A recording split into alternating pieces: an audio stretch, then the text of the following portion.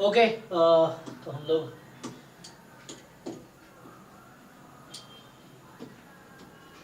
इसके डाउट्स करने वाले डाउट्स है, ठीक है, आगे बढ़ूंगा तो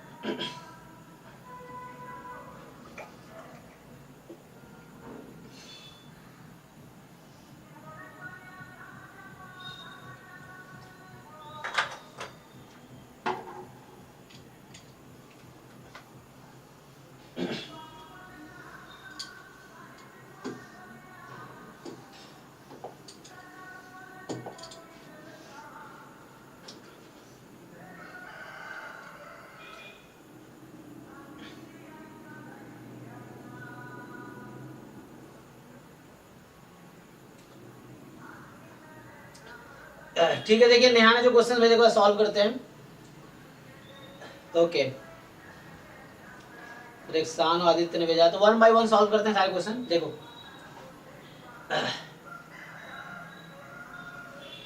सर इसमें वो सॉल्यूशन मैंने देखा था वो वीडियो, बट उसमें वो एक्सपेक्टेशन ऑफ यू गिवन के जो निकालने हैं कैसे, वो नहीं समझ में आ रहा था। अच्छा चलिए एक्सप्लेन करते हैं। यू गिवन के, ठीक है, रुको उससे पहले आपके थर्ड क्वेश्चन से स्टार्ट करते हैं। देखिए अच्छा, थर्ड क्वेश्चन अभी नहीं कर पाएंगे क्योंकि ये बाईवेरिएट नॉर्मल का है, तो बाईवेरिएट नॉर्मल हमारा इस टॉपिक में करना है। ये एक्चुअली ये जब पढ़ा दूंगा ना, इसमें multinomial distribution as generalization of binomial distribution and its properties, तो moment, correlation, marginal distribution, ideal property देखना है। फिर है बाईवेरिएट नॉर्मल डिस्ट्रीब्यूशन, फिर marginal, conditional and related properties. तो ये 2 डिस्ट्रीब्यूशंस मेनली है। एक क्लास में ये थ्योरी कंप्लीट हो जाता है इसका, तो थ्योरी एक क्लास में कंप्लीट हो जाएगा, एक क्लास प्रॉब्लम क्लास लगा लो तो 2 क्लास में ये टॉपिक खत्म हो जाएगा, 2 क्लास में ये खत्म हो जाएगा, 4 क्लासेस, ठीक है ना, इस तरीके से। तो 2 क्लासेस इन दोनों का वेटेज है, तो कर लेंगे इसको कंप्लीट, है ना। चलो अभी तो आपके थर्ड वाले तो अभी है ना, होंगे नहीं। सेकेंड वाला देखिए, सेकेंड वाला क्या है जो आपने 3 भेजे हैं, तो थर्ड वाला होगा जब हम लोग बाईवेरिएट नॉर्मल पढ़ लेंगे तब। सेकेंड वाले में जो आपने भेजा है कि x1 x2 x3 3 नॉर्मल है, इंडिपेंडेंट है, then the probability that exactly 2 of these 3 random variables are less than 1। तो ठीक है, जैसे आपके पास 3 इवेंट होता है और आप इस तरह क्वेश्चंस आए हुए हैं जैम और गेट में कि like there are 3 events A, B, C and only 2 of them occurs। कैसे प्रोबेबिलिटी निकालते हो कि find the probability that A, B, C का इंडिविजुअल प्रोबेबिलिटी दे रखा है, तीनों इंडिपेंडेंट है। इफ दे आस्क यू, ये क्वेश्चन आ चुका है, मतलब ये 2023 में ही आया है जो मैं बोल रहा हूँ अभी, कि लाइक कि A, B, C are 3 events, independent event है ना, आर 3 इंडिपेंडेंट इवेंट, ठीक है, सबकी प्रोबेबिलिटी दे रखी है। मान लो मैं एग्जांपल के लिए बोल दूं probability of A is P1, probability of B is P2 for example, and probability of C is P3, इस तरीके से है। तो आपसे पूछता है कि what is the probability that, जैसे इसने पूछा हुआ है वैसे ही लॉजिक से हो जाएगा, एग्जैक्टली 2 ऑफ दीज, हाँ, तो ये बोलेगा एग्जैक्टली 2 ऑफ ABC ऑकर। बताइए, ये इसी साल का क्वेश्चन भी है, ये अभी आई थिंक इस साल एटलीस्ट पूछा हुआ है कि एटलीस्ट 2 of 3 अकर्स, जैम 2023 में। So how will you right this event, same तरीके से वो लिखेंगे हम, probability of P1 intersection P2 intersection 1 minus P3, मतलब ABC की बात कर रहे हैं हम, 3 की बात कर रहे हैं, तो A and B occurs, C does not occur. C का कॉम्प्लीमेंट. हाँ, A occurs, B does not occur, C occurs, है ना? हाँ, A does not occur, B occurs, C occur. तो यही चीज आपको वहां भी करनी है, क्योंकि इंडिपेंडेंट है तो इसको आप ब्रेक भी कर दोगे. तो यहाँ कुछ आंसर आ गया आपका. जैसे मैं अगर ये दे दिया है तो P1 P2 1 minus P3, P1 P3 1 minus P2, P2 P3 1 minus P1, ये आंसर आ जाएगा इस क्वेश्चन का. ठीक, अब आपके जो क्वेश्चन है सेम है, तो उसमें क्या है, उसमें ये है कि जो आपने क्वेश्चन भेजा 85 नंबर, तो ये कह रहा है कि x1 जो है नॉर्मल. अच्छा एक मिनट में गेट. हाँ हाँ हाँ भाई.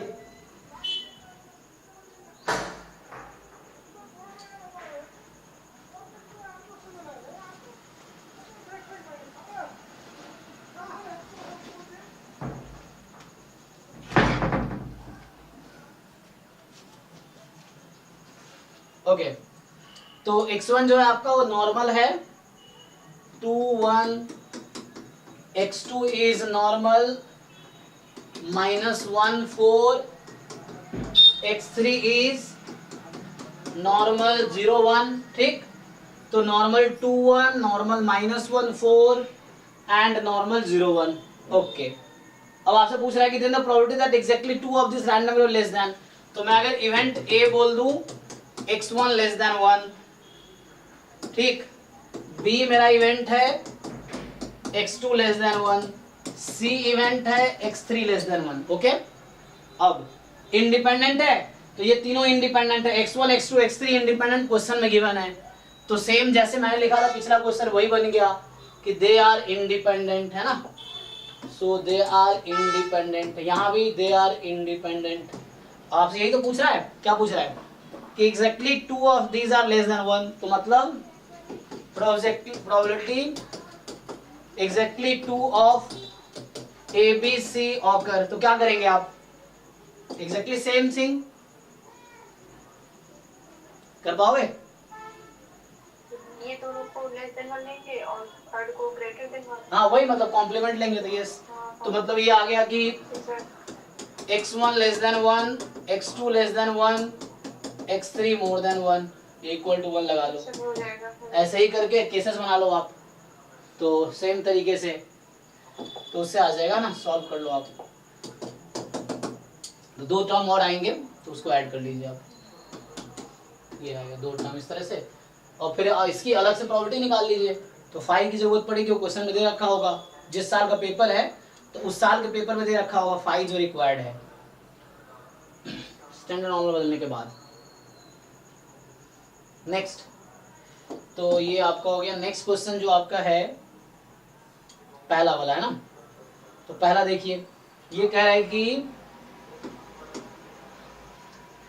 x1 x2 up to x5 they are IID. ठीक है, ये क्या है, IID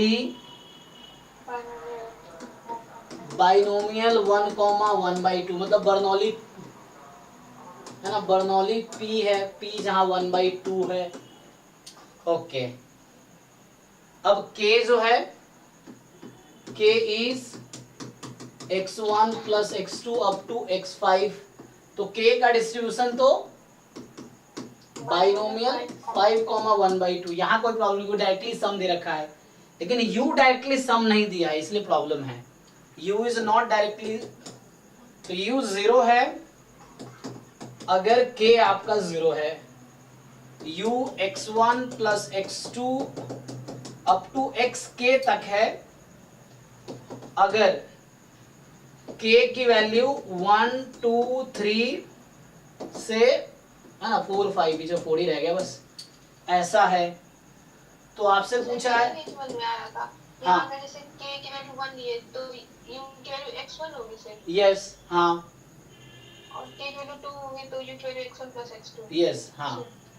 अगर k3 है तो इस तरह से, क्योंकि यहाँ पे k बाइनोमियल है ना, तो इसका सपोर्ट तो बाइनोमियल का 0 1 2 3 4 5 हो सकता है ना, तो उसके हिसाब से इसने ब्रेक कर दिया।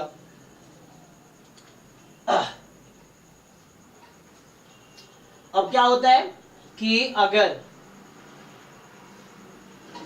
तो आपसे एक्सपेक्टेशन ऑफ यू पूछा है ना, तो एक्सपेक्टेशन ऑफ क्या लिखेंगे इसको आप, एक्सपेक्टेशन ऑफ यू गिवन के, एक्सपेक्टेशन ऑफ यू गिवन के। आगे अब एक्सपेक्टेशन यू गिवन के आपको कैलकुलेट करना पड़ेगा। जैसे वही नहीं समझा, वो हाइपरज्योमेट्रिक फॉर्म करेगा। हाँ, तो अब चाहिए आपको एक्सपेक्टेशन ऑफ यू गिवन के। पहले यू गिवन के क्या होगा, है ना।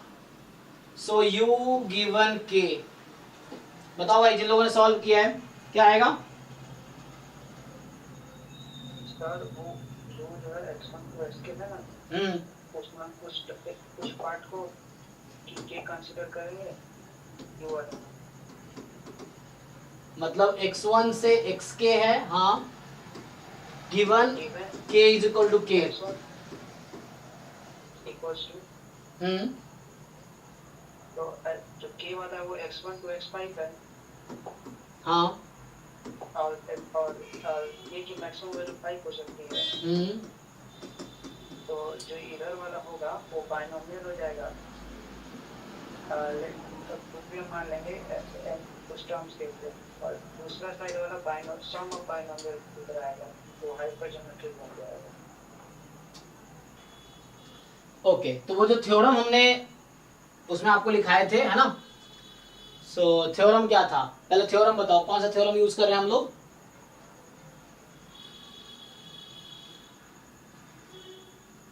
थ्योरम कौन सा यूज कर रहे हैं।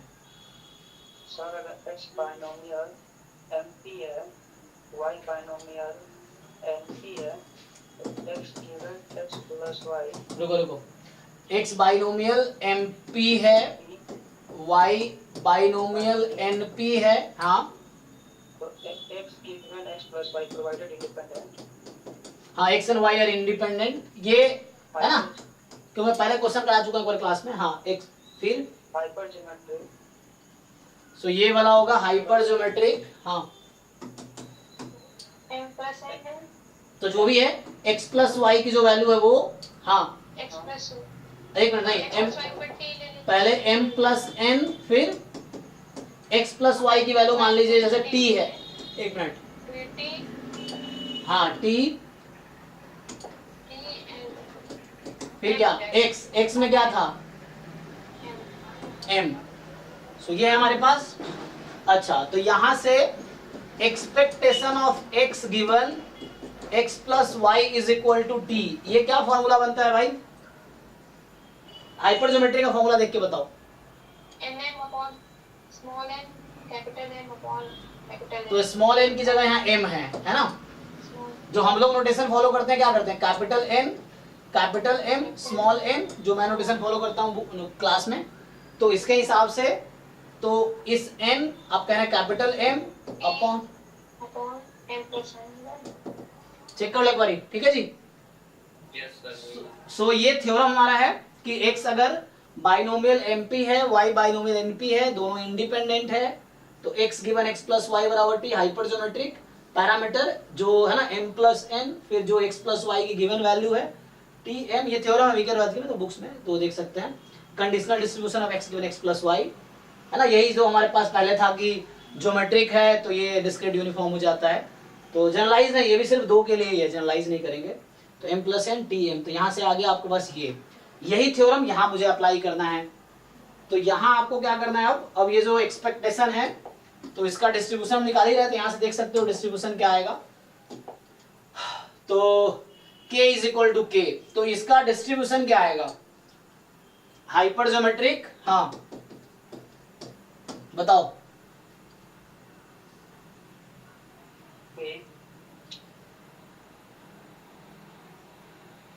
तो देखो ये यहाँ पे क्या होगा, बीच में ध्यान दो, हाँ मतलब, हाँ x1 से लेके xk तक होगा, अगला एक्स के प्लस 1 से लेके x5 तो हुआ, इसी को मैं रीराइट कर रहा हूं, देखो ध्यान से, क्योंकि k क्या है, k की पॉसिबल वैल्यू क्या है, मतलब इन जनरल 0 से 5 तक कुछ भी हो सकती है। तो k मान लो अगर 1 है तो x1 ये हो गया, बाकी अलग। k अगर 2 है तो x1 प्लस x2 एक साथ, x3 से x5 तक अलग। तो एक x1 से xk तक और k प्लस 1 से 5 तक। तो ये बन रहा है x प्लस वाई जो है, तो इस x के प्लेस में हमारा x1 से xk तक और y के जगह xk प्लस 1 से x5 तक, टोटल x5 है ना k। तो मैं क्या निकाल रहा हूँ, चलो अभी निकाल रहा हूँ u है ना गिवन k, उसके लिए जब नॉन जीरो k है ना उस केस में। तो यहाँ पे क्या आएगा, हाँ तो ये आपका x हो गया, देखो ध्यान से ये x हो गया ना, तो अभी है x1 से लेके xk तक given this is equal to k। तो अब अप्लाई करो इसको, हाँ तो क्या डिस्ट्रीब्यूशन लिखूं मैं उसके हिसाब से, देखो ध्यान से।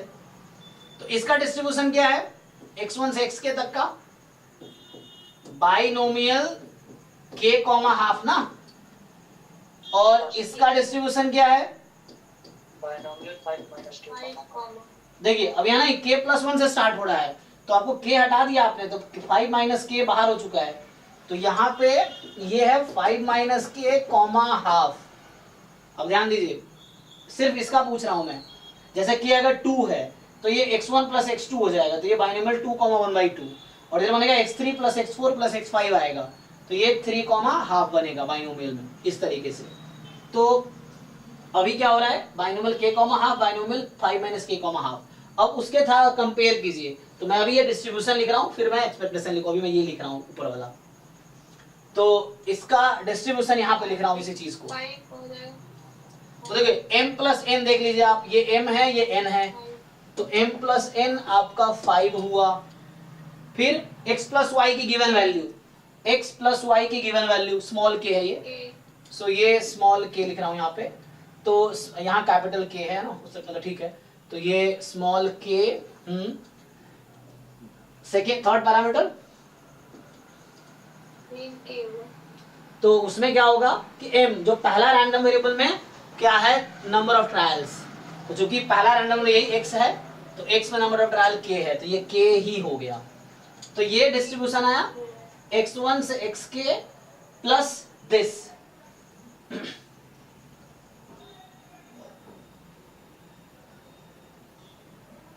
ठीक है, तो वो हम एक्सपेक्टेशन के लिए अलग काम कर रहे हैं। तो यहां से फाइनली इसका मीन, इससे मीन कितना आ जाएगा बताइए अब। तो इसका मैं एक्सपेक्टेशन ले लूं, u given capital K is equal to small k, या मान लीजिए कैपिटल K ही लिख ले, तो तो ये आपका आ गया mt है ना, तो k square by 5, so k square by 5 आ गया। तो यहाँ रख दीजिए आप, तो एक्सपेक्टेशन k स्क्वायर बाई 5, तो 1/5 बाहर और एक्सपेक्टेशन ऑफ k स्क्वायर, तो k तो बाइनोमियल 5 कॉमा हाफ है, तो k जो है बाइनोमियल 5 कॉमा हाफ था, तो पुट कर लीजिए अब।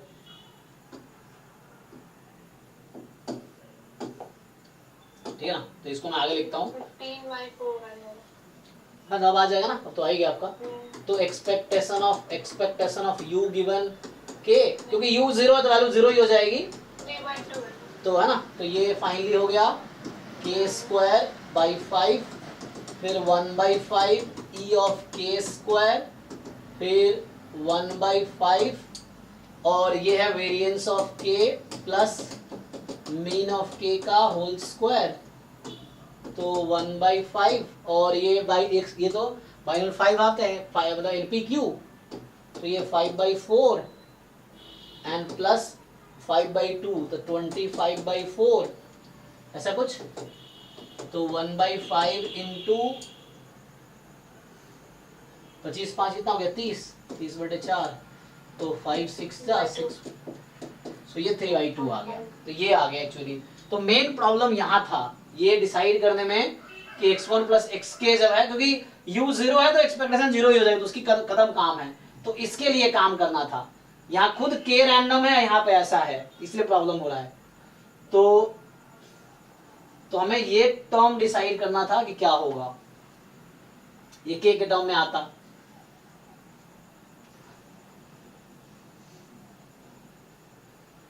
ठीक है ना, तो ये x ये y, तो x और ये खुद x है, ये खुद x है, x given x plus y है ना, तो ये भी actually binomial k comma half ही है, तो ये खुद x है, x given x plus y, इस तरीके से।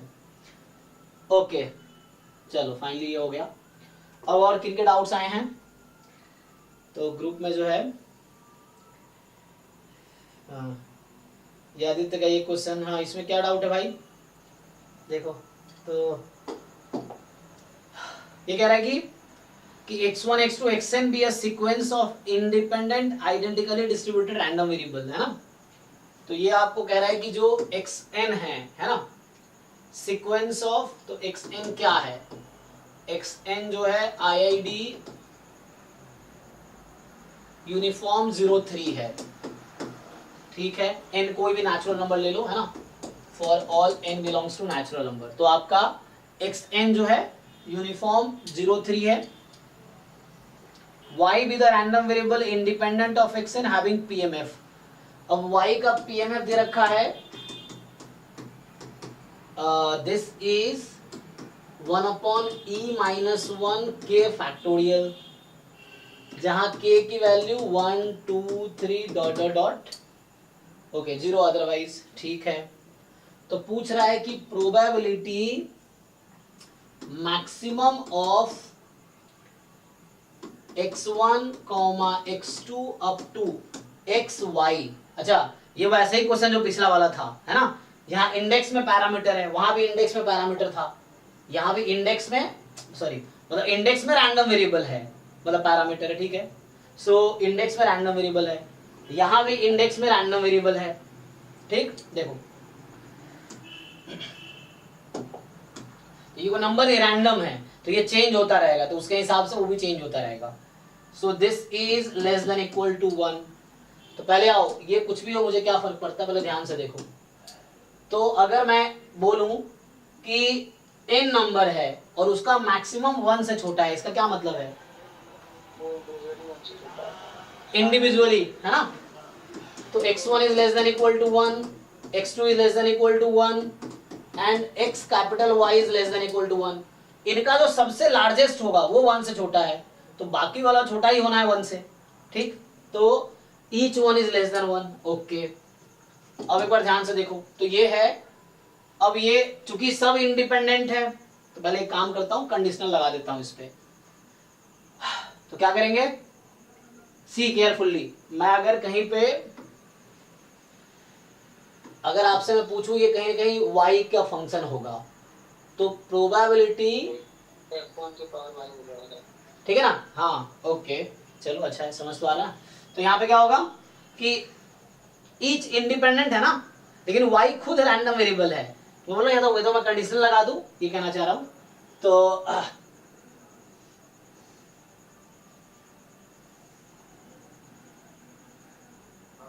क्या हो जाएगा, so probability x1 less than 1, और ये कितनी बार है, तो कैपिटल Y पावर में है, ठीक, तो यहाँ पे कैपिटल Y पावर में है,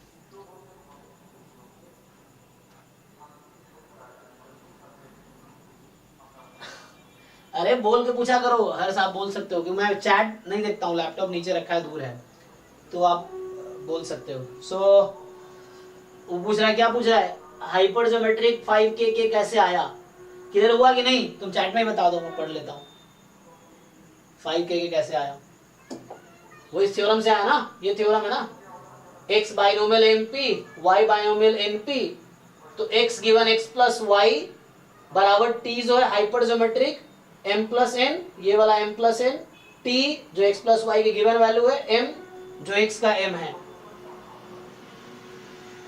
तो इससे यूज किया ना हमने, तो वैसे ही ब्रेक किया, x1 से xk है यहाँ तक, और ये x1 से x5 तक है, k तो x5 तक था ना, तो k उसी बीच का नंबर है, 0 से 1 से 5 का इनफैक्ट होगा, क्योंकि 0 पे तो 0 हो गया, तो मैंने इसको x1 से x5 तक ब्रेक किया, k तक तो x हो गया, और k इंडेक्स में k तक, x1 से xk तक, फिर xk प्लस 1 से 5 तक को y माना, आई थिंक समझ आ गया होगा ना, ठीक है। नहीं समझा चैट में लिखो या बोल के बताओ। अब देखो ये तो रैंडम वेरिएबल है, इसका कैसे काम करोगे अब तुम? तो इसका तरीका ये होता है, मैं ये पूछना चाह रहा तुमसे कि इसको कैसे ब्रेक करते। देखो तो होता क्या है कि ठीक है, ये जो मैं लिख रहा हूं CDF ऑफ x1 at 1 इस पूरे की पावर है y। अब ये कहां से आएगा? y तो खुद रैंडम है, बोलो। गिवन निकालें, गिवन y हाँ, तो यहाँ क्या करेंगे एक्चुअली कि जब भी ऐसा वाला केस हो, अरे भाई इसका आ रहा है, तो जब भी ऐसा केस होगा तो हम क्या करेंगे, इसे कुछ फिक्स वैल्यू रख दो, ध्यान दो। तो मैं क्या करता हूं कि जो CDF ऑफ x1 at 1 इसकी वैल्यू मैंने k रख दी। अब वो k क्या क्या हो सकता है बताओ, k की वैल्यू क्या क्या हो सकती है? मैंने y की जगह k रख दी, अब k क्या क्या हो सकता है? 1 से n तक कुछ भी हो सकता है, इन्फिनिटी तक। तो होगा क्या, probability y is equal to k मैंने रखा है और समेशन k फ्रॉम 1 से इंफिनिटी। यहाँ कौन सा थ्योरम यूज हुआ है? बेसल नहीं, टोटल प्रोबेबिलिटी। हाँ, probability of event A is equal to probability of EI into A given EI। तो जो y है मतलब y बराबर 1 E1 है, y बराबर 2 E2 है, y बराबर 3 E3 है, तो ये y बराबर k है और यहाँ पे y की जगह k रख दिया, तो A given y is equal to k समझ लो। तो ये इनिशियली मैं कर सकता था, शुरू में भी ये काम कर सकता था मैं डायरेक्टली, तो वही बात आता। तो यहाँ से कहने का मतलब ये है, अब ये क्वांटिटी क्या आएगी, तो दिस इज, मैंने y की जगह k रखा और प्रोबेबिलिटी दिस k फ्रॉम 1 से इनफिनिटी। देखिए इनिशियली मुझे कर देना चाहिए था, कोई प्रॉब्लम नहीं है, तो यहाँ तक भी ठीक है। अब इसको सिंप्लीफाई कर लो, तो अब तो है ना, इसलिए ये कोई नंबर आएगा और नंबर क्या आएगा तुम यहाँ से देख लो, यूनिफॉर्म है ना। अच्छा, तो ये जो x का CDF होगा, x एक्चुअली यूनिफॉर्म 03 है, तो ये होता है x minus a upon b minus a, ये x/3। हाँ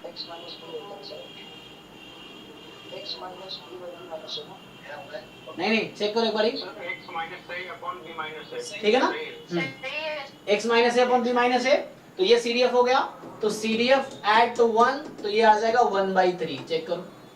तो ये है x मेरा, ये डिस्ट्रीब्यूशन है, तो यहां से आ जाएगा आपके पास summation k from 1 to infinity, y बराबर k मुझे दे रखा है 1/e minus 1 into k factorial, ये y बराबर k की प्रोबेबिलिटी है, और ये नंबर जो मेरे पास है 1/3 है, सो 1/3 की पावर k है, k 1 से इंफिनिटी है। तो इसको आप कंबाइन करके आपको समझ आ रहा होगा क्या चक्कर है ना। तो 1/e माइनस 1 बाहर कर देता हूं, ये नंबर है। अब ये है समेशन 1/3 की power k upon k factorial, लेकिन k 1 से इंफिनिटी है, अगर k 0 से इंफिनिटी होता तो मैं इसको क्या लिख सकता था, हाँ e रेज टू 1/3, बट क्योंकि 1 से इंफिनिटी है तो कोई प्रॉब्लम नहीं, हम 0 इंक्लूड करके 0 एक्सक्लूड कर दे, मतलब 0 ऐड करके सब्ट्रैक्ट कर देंगे, तो k बराबर 0 इसमें इंक्लूड कर देते हैं, फिर उसको बाहर कर देंगे, बैलेंस कर लेंगे। तो लाइक 1/e माइनस 1 है ना, क्या करो k को, तो मैं अभी 0 से इंफिनिटी अज्यूम कर लेता हूं, तो ये होगा e की पावर 1/3 माइनस, अब मैंने 0 तो इंक्लूड कर दिया यहाँ पे, तभी e की पावर 1/3 बना है, तो मुझे 0 को बाहर करना है, k को 0 रखने पे क्या बनता है, ये 0 की पावर में 0 फैक्टर तो 1 बनता, तो 1 माइनस कर दिया। तो पहला टर्म मिसिंग था e की पावर x का जो एक्सपेंशन होता है उसमें, तो अब फाइनली सिंप्लीफाई कर लो, यही आंसर आ गया, e की power 1/3 minus 1 upon e minus 1, तो ये इस क्वेश्चन का आंसर है, चेक कर लीजिए।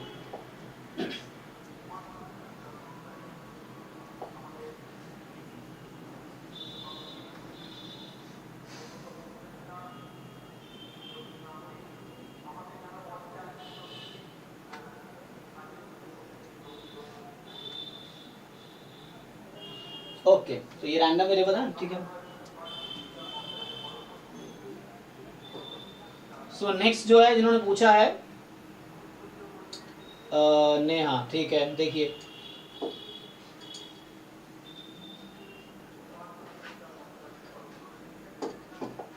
ये क्वेश्चन 14 जो इन्होंने पूछा है, ये कह रहा है कि the joint distribution of x y be the bivariate normal. Bivariate normal पढ़ेंगे अभी, तो इसको छोड़ दो अभी।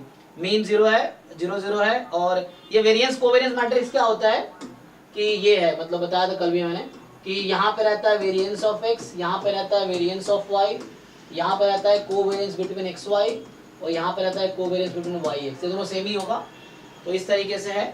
तो पूछ रहा है कि expectation of maximum of x y क्या होगा।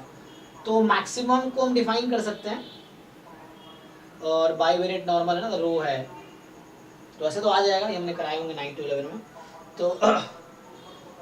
तो क्या है मैक्सिमम ऑफ एक्स वाई को अगर मैं डिफाइन करूं, so it will take value x if x is more than y, it will take value y if x is less than y, कहीं एक इक्वलिटी लगा दो, तो इस तरीके से आ जाएगा।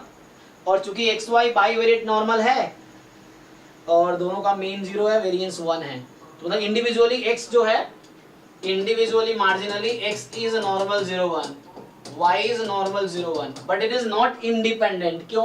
क्योंकि इसके बीच का कोवेरिएंस रो है, तो इसके बीच का जो कोवेरिएंस बिटवीन एक्स वाई है वो रो है एक्चुअली। अगर रो 0 हो जाएगा तो इंडिपेंडेंट हो जाएगा, रो 0 नहीं है तो इंडिपेंडेंट नहीं है। तो यहाँ पे इंडिपेंडेंट नहीं है, कोई प्रॉब्लम नहीं है। तो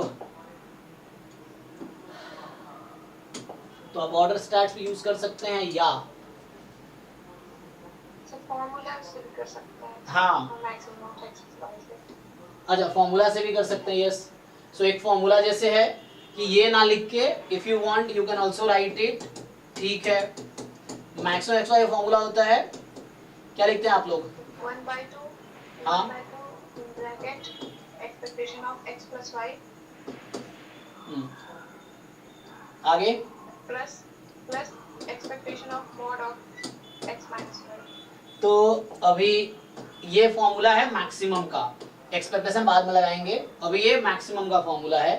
तो देखो जैसे मैक्सिमम ये लिखा ना, बोथ आर सेम थिंग। आप चाहो तो चेक कर लो कि जब है ना यहाँ पे x मोर देन y होगा तो मॉड, बस मॉड खोलना है आपको, तो x मोर देन y है तो ये पॉजिटिव। हाँ, मीन डेविएशन अबाउट मीन का फॉर्मूला भी लगा सकते हैं। हाँ, x माइनस वाई का डिस्ट्रीब्यूशन निकाल लेंगे, फिर उससे वो आ जाएगा, इससे भी हो जाएगा ना। ऐसे ही मीन का भी फॉर्मूला होता है, सेम तरीके से अगर मीन का फॉर्मूला लिखोगे, so this is also useful.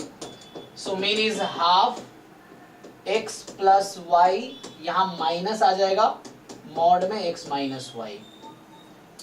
तो ये मिनिमम ऑफ एक्स वाई का फॉर्मूला आप चेक कर लीजिए। तो जब x मोर देन y है तो ये x माइनस वाई बनेगा, y y कैंसिल, x आ जाएगा।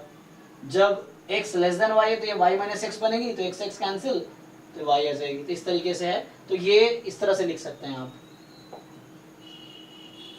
है ना। सिमिलरली जब मीन को जैसे मीन लिखा ना मैंने, बाकी मीन ऑफ एक्स वाई को ऐसे भी लिख सकते हैं कि this is x if x is less then y and y if x is more then y, इस तरीके से।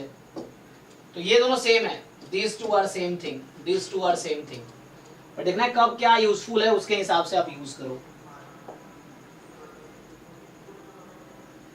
तो अब तो आ ही जाएगा। अगर मैं ऐसे इंडिविजुअली सॉल्व कर दूं तो मान लो बाइवेरिएट नॉर्मल नहीं भी पढ़ा आपने तो भी हो जाएगा। इंडिविजुअली मैंने बता ही दिया कि बाइवेरिएट नॉर्मल से रिजल्ट तो यही निकला है। अब आप एक्सपेक्टेशन इस पे ही लगा लो, ठीक है, तो इस पे एक्सपेक्टेशन लगा लो, तो यहाँ से आ जाएगा कि expectation of max of x comma y है, तो हाफ बाहर, expectation of x plus expectation of y minus expectation mod x minus y, ये हो गया। अब हाफ एक्स नॉर्मल 0 1 है तो 0 प्लस 0 माइनस, अब आपको x माइनस वाई का डिस्ट्रीब्यूशन ढूंढना पड़ेगा। तो x माइनस वाई का डिस्ट्रीब्यूशन ढूंढेंगे तो नॉर्मल होगा, क्योंकि वो बाइवेरिएट नॉर्मल है इसीलिए, इंडिविजुअल नॉर्मल पे नहीं होगा। अगर x नॉर्मल है y नॉर्मल है then x plus y may not be normal, x minus y may not be normal. क्योंकि बाइवेरिएट नॉर्मल बोल रखा है क्वेश्चन में, तो इसीलिए सम भी नॉर्मल होगा, डिफरेंस भी नॉर्मल होगा। In fact any linear combination will be normal, या तो इंडिपेंडेंट नॉर्मल हो then x and y are independent normal, then any linear combination will be normal itself. या एक्स वाई जो है बाइवेरिएंट नॉर्मल कंस्ट्रक्ट कर रहा हो, then any linear combination of x y will be normal itself. But सिर्फ ये बोले x normal distribution है, वाई नॉर्मल है, सेपरेटली बोल रहा है, ये नहीं बोल रहा है कि बाइवेरिएट है. तो उस केस में x plus y may not be normal. ठीक है, मतलब sum of two normal may not be normal. ये थ्योरम हो गया, रिजल्ट या स्टेटमेंट. तो यहाँ से एक्स माइनस वाई. हाँ आपने जो स्टेटमेंट बताया वो लीनियर और लीनियर है, मतलब बाइवेरिएंट नॉर्मल होगा तो इंटीग्रल. हाँ, वो मैं डेफिनेशन लिखाऊंगा आगे बाइवेरिएंट नॉर्मल में कि x and y are bivariate normal, वो इफ एंड ओनली इफ है. तो यहाँ से यहाँ पे ये है कि, तो ये अभी आगे मैं लिखाऊंगा ना कि इफ ऐसा लिखा होगा x y be bivariate normal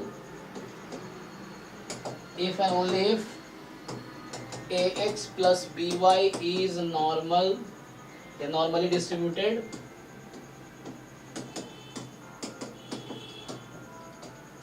for all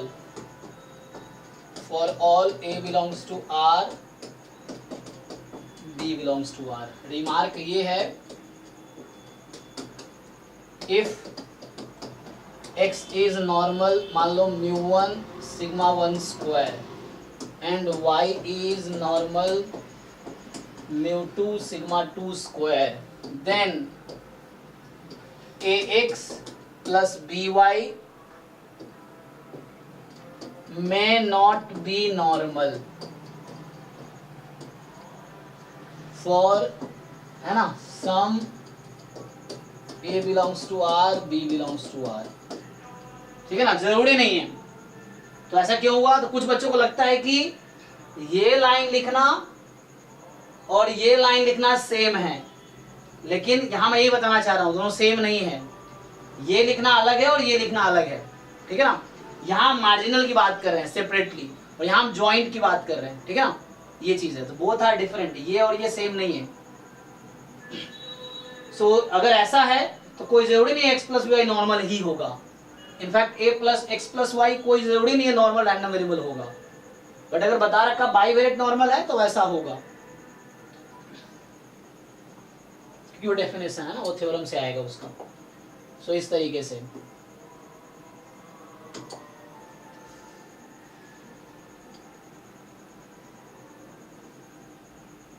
तो अब यहां से आ जाएगा, देखिए.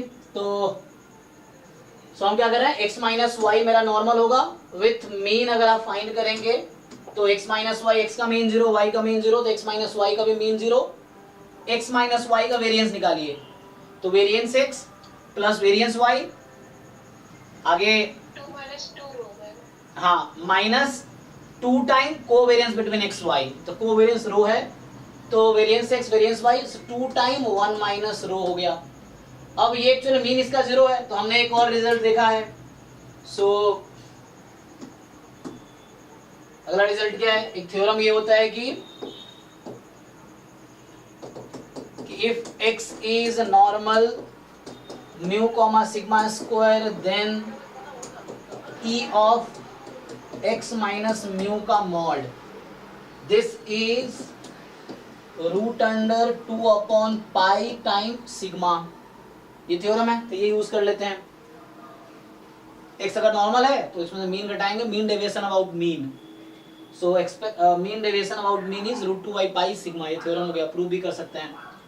सो इस थ्योरम को यूज करेंगे तो यहाँ पे इसका जो आंसर है, इसका आंसर ये x माइनस वाई को एक मान लो z है सपोज, तो z या w है, तो w is normal 0 comma this, तो इसका जो होगा x, इसका मीन तो 0 ही है, w माइनस 0 है ये, तो क्या root under 2 by pi into sigma. Sigma किसका, सिग्मा क्या है, स्टैंडर्ड डेविएशन. किसका स्टैंडर्ड डेविएशन, तो इसका स्टैंडर्ड डेविएशन क्या होगा, so root 2 into 1 minus rho आ जाएगा. ठीक है, इसको सिंप्लीफाई कर लेते हैं, तो हाफ, और यहाँ पे आपके पास है माइनस, एक मिनट, तो माइनस है ना, ये क्या लिखा था हमने, मैक्सिमम था ना, तो मैक्सिमम में प्लस होता है, मैंने हाँ वो मैंने गलत यहाँ लिखा है ना. तो मैक्स के फॉर्मूला में बीच में प्लस है, मिन के फॉर्मूला है माइनस है, तो मैक्स था तो प्लस होगा, तो ये हो गया 0 + 0 0, तो 0 0 है ना, अब तो हो गया इसलिए, तो यहाँ पे एक ही रूट में लिख लो आप, तो एक ही रूट में लिखोगे तो ये 2 time 1 minus row by pi, अच्छा 2 to the 4, सो रूट में लिखेंगे तो इस तरीके से 4 बाहर कर दो कट गया, तो फाइनली आया 1 माइनस रो अपॉन पाई, ये बचा एट द एंड। ओके ठीक,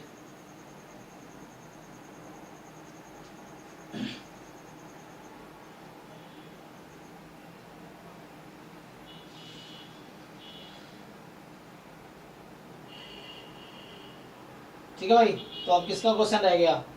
शांत का तो हो ही गया ना, बता दिया तुमने, ठीक है। तो नेक्स्ट, हाँ ये वाली, हाँ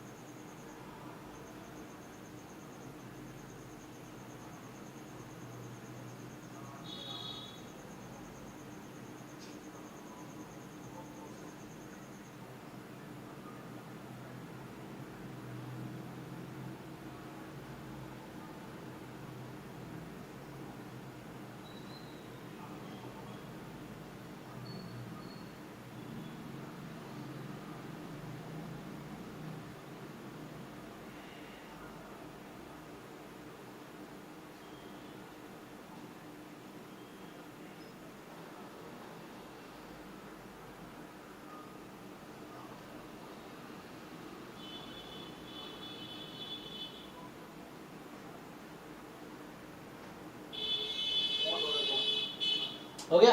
चलो तो ये क्वेश्चन हो गया।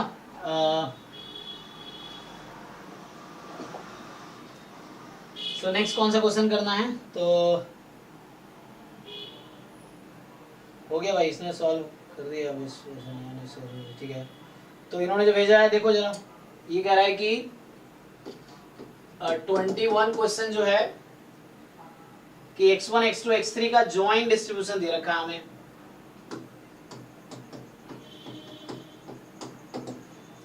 ये आ गया 81/4 x1 square x2 square x3 square, ठीक है। यहां से आ गया तुम्हारे पास -1 less than equal to x1 less than equal to x2 less than equal to x3 less than equal to 1, 0 otherwise.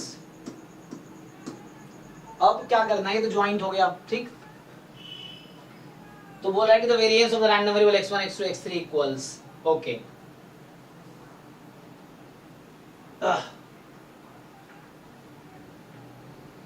देखो इंडिपेंडेंट तो है नहीं, ठीक है ना, क्योंकि यहाँ पे एक दूसरे पे डिपेंड कर रहा है range.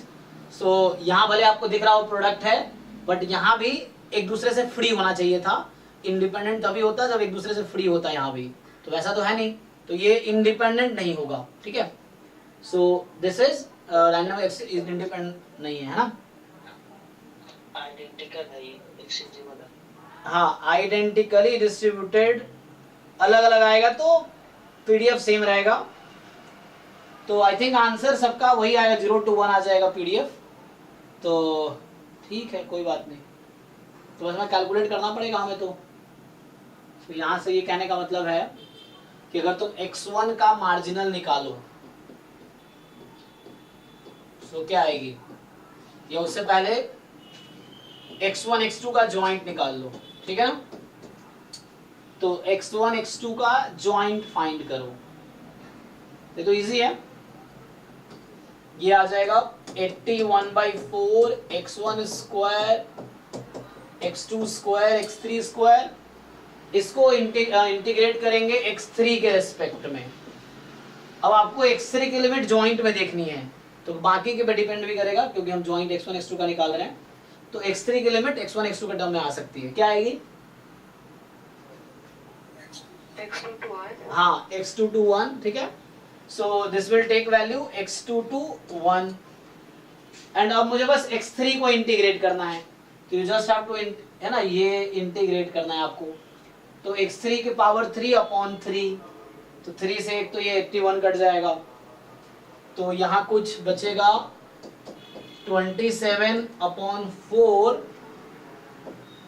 x1 square x2 square, क्या बचेगा, x3 था ना, तो 1 माइनस x2 का होल क्यूब। इस तरीके से चेक कर लीजिए। तो ये हो गया ज्वाइंट आपका।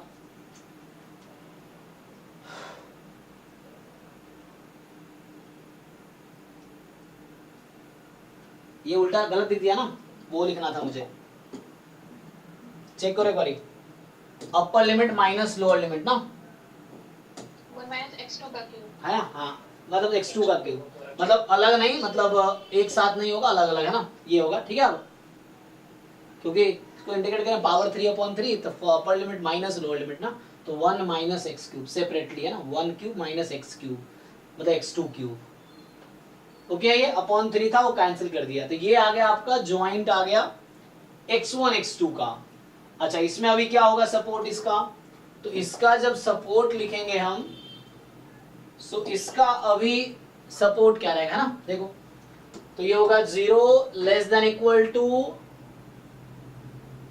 क्या, -1, सॉरी, हाँ, तो हमारे पास क्या रहेगा कि जस्ट x1 x2 के टर्म में रहेगा। अब x3 गायब हो गया क्योंकि हम ज्वाइंट x1 x2 का लिख रहे हैं ना, तो इसमें x3 का कोई काम नहीं है अब, ठीक है ना, तो इसमें x3 का कोई काम नहीं है। तो यहाँ रहेगा क्या है, -1 less than equal to x1 less than equal to x2 less than equal to 1, ये रहेगा। मतलब अब x3 का कोई काम नहीं है, ठीक है इसमें। और फिर से आप अगर कैलकुलेट करेंगे तो मुझे अगर चाहिए f of x1 at x1,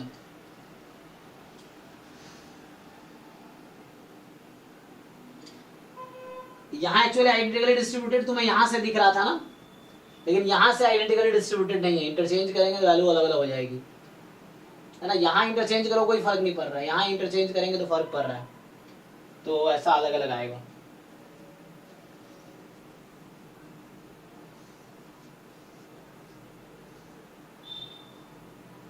integrate करो इसको, तो नाउ यू इंटीग्रेट, जो ज्वाइंट है आपका 27/4 x1 स्क्वायर, इसको मल्टीप्लाई कर दो इनसाइड, तो x2 स्क्वायर माइनस x2 की पावर 5 dx2, क्योंकि मैं x1 का मार्जिन निकाल रहा हूं। अब x2 की लिमिट क्या लेंगे हम लोग, वहां से ज्वाइंट में देखना है आपको, x1 x2 के ज्वाइंट में देखना है, क्या होगी x2 की लिमिट x1 to 1, ठीक है ना, क्योंकि ज्वाइंट में देखना है x1 to 1।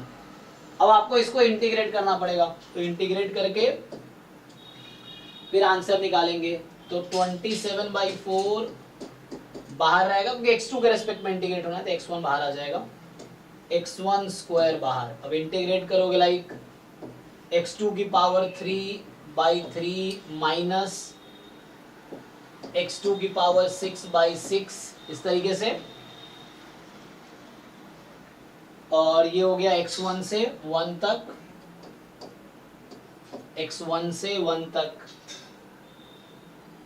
सिंप्लीफाई करो तो यहां से आ गया 24/, अच्छा 27 था ना, ये गलत लिख दिया, 24 देखो मिसप्रिंट हो गया, 27/4, ठीक है ना। अब इसको सिंप्लीफाई कर लो, तो x1 स्क्वायर तो है एंड 1 पुट करेंगे तो 1/3 माइनस 1/6 है ना, हाँ, माइनस x1³/3 माइनस, है ना, क्योंकि x2 के रिस्पेक्ट में इंटीग्रेट कर रहे थे, x2 की जगह है ना x1 रहेगा, तो x1 की पावर 6/6। सो ये आपके पास है अभी fx1, ठीक है ना। सो fx1 ये है, एंड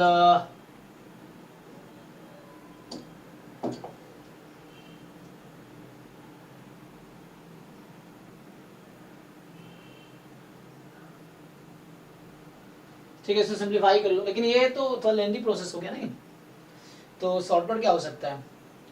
तो मुझसे पूछा है वेरिएंस ऑफ रैंडम वेरिएबल, तो मार्जिनल तो ठीक है निकल जाएगा, जैसे ये x1 का आया, इसी में मैं अगर ज्वाइंट में x1 के रेस्पेक्ट में इंटीग्रेट करता तो x2 का मार्जिनल आ जाएगा, ओके है। एंड फिर x3 का मार्जिनल के लिए फिर वही करना पड़ेगा, वहां पे x1 x2 के रेस्पेक्ट में इंटीग्रेट, तो x3, हाँ, और ये आइडेंटिकली डिस्ट्रीब्यूटेड नहीं होगा बिकॉज ऑफ यहाँ पे एक्सचेंजेबल नहीं है, तो चेक करना पड़ेगा तुम्हें। तो ये बहुत लेंथी हो गया, फिर वेरिएंस पूछ रहा है।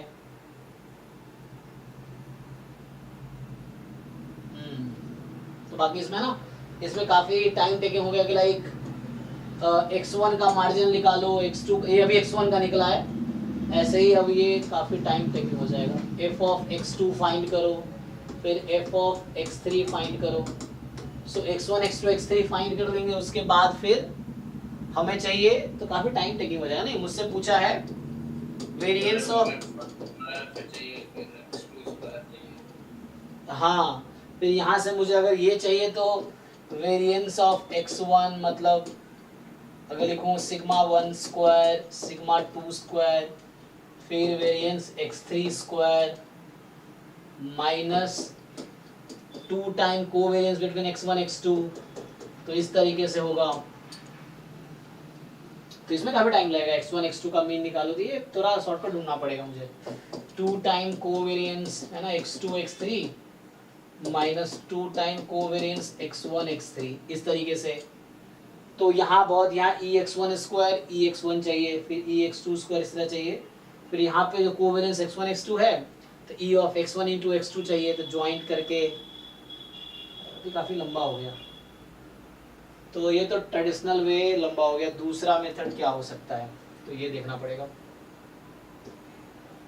तो इसमें काफी कैलकुलेशन हो गया ना, कि सबका मार्जिनल निकालो, फिर सबका मीन फाइंड करो, फिर मतलब first moment second moment find करो, और उसके बाद फिर e ऑफ x1 x2 अलग, x2 x3 अलग, ये ज्यादा ये ज्यादा हो गया। तो अदर अप्रोच क्या हो सकता है, क्वेश्चन ये है। तो यहाँ पे रेंज देखकर कोई ऑर्डर स्टैटिस्टिक्स यूज कर सकते हैं क्या? हाँ, यस यस यस। तो एक्चुअली ये जो बनाएगा, यू आर राइट, मैं पिछले साल वैसे ही कराया था, याद है मुझे ना, क्योंकि ये बहुत लंबा हो गया ना, तो है ना। तो एक्चुअली आप यहाँ देखेंगे, हाँ, तो यहाँ पे ना, क्योंकि ये x1 laser x2 laser x3 है ना, तो ये जो अभी हमने किया बहुत लंबा मेथड होगा। ये दूसरा अप्रोच है कि ऑर्डर स्टैटिस्टिक्स मेथड देख लें हम लोग। तो होगा क्या, see if I take y1 as uniform -1 to 1, y2 as uniform -1 to 1 and y3 as uniform -1 to 1 and they are IID, ठीक है। तो अब आप ज्वाइंट निकालोगे ना, तो हो जाएगा। देखो, तो जो ज्वाइंट होता है x y1 y2 y3 का जो आएगा,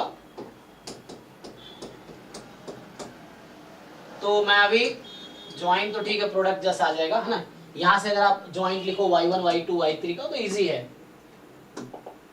सो f of y1 y2 y3, क्योंकि राइट में ना ऑर्डर में x1 less then x2 less then x3, ये बता रहा है कि ऑर्डर स्टैटिस्टिक्स होगा। तो यहां से आपके पास ईच, क्योंकि ईच का पीडीएफ कितना है 1/2, तो ये 1/8 हो जाएगा। कब, है ना, जहां पे ईच yi जो है -1 से 1 में है। इक्वलिटी लेता हूं, कोई दिक्कत नहीं। अब आप एक्चुअली मैं अगर मान लो x1 लेता हूं फर्स्ट ऑर्डर स्टैटिस्टिक्स, मतलब minimum of y1, y2, y3, ये होगा second minimum of y1, y2, y3 and third होगा maximum of y1, y2, y3। ठीक, तो अब क्या होगा ये एक्चुअली, तो एक फॉर्मूला क्या होता है कि joint of order statistics, so y1 जो ब्रैकेट जब पैरेंथेसिस लगा रहा हूं इंडेक्स में मतलब ऑर्डर स्टैटिस्टिक्स है, तो y1 है ना, y2, y3, यहाँ पे मान लो y1, y2, y3, ये जैसे मैं अभी इससे बेटर है कि हमने रीनेम तो कर ही दिया है, तो इसको मैं x1, तो x1 का मतलब फर्स्ट ऑर्डर स्टैटिस्टिक्स yi के सैंपल में x1, x2, x3, तो यहाँ पे जो फॉर्मूला आता है, तो ये जो इसका actually joint PDF of all order statistics is n factorial time joint PDF of exercise, तो यहाँ 3 है ना, तो ये आ जाएगा 3 फैक्टोरियल टाइम्स, ठीक है, लेकिन वो IIDA केस में होता है ना। ओके, तो यहाँ मेरा जो केस होगा कि x1 less than equal to x2 less than equal to x3, ये होगा ना, एंड तो इससे काम नहीं बन रहा ना, क्योंकि इससे वो नहीं आएगा, वो मैंने बनाया ना IID, लेकिन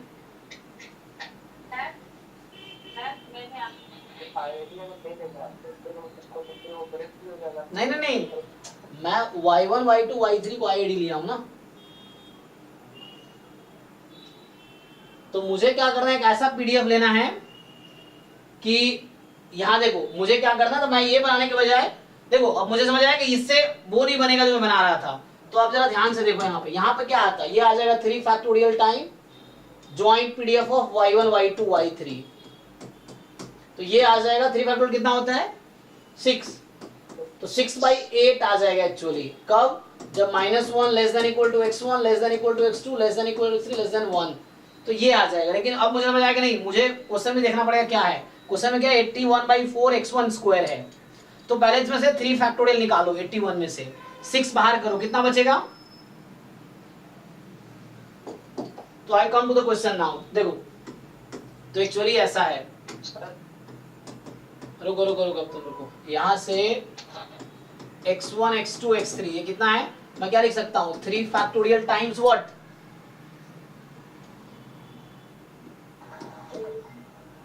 बोलो, सॉरी मैं 6 लिख,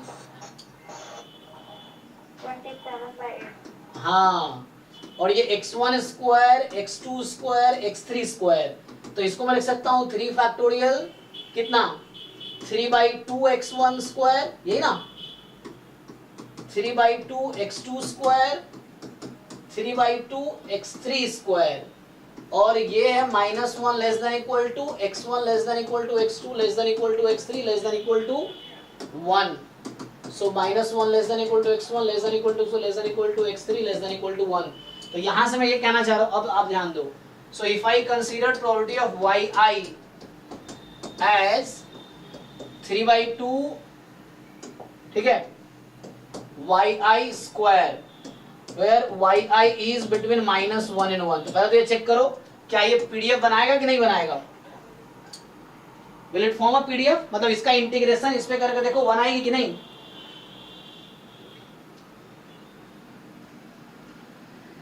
ये पीडीएफ है कि नहीं, मैं ये पूछ रहा हूं, is it a PDF of yi,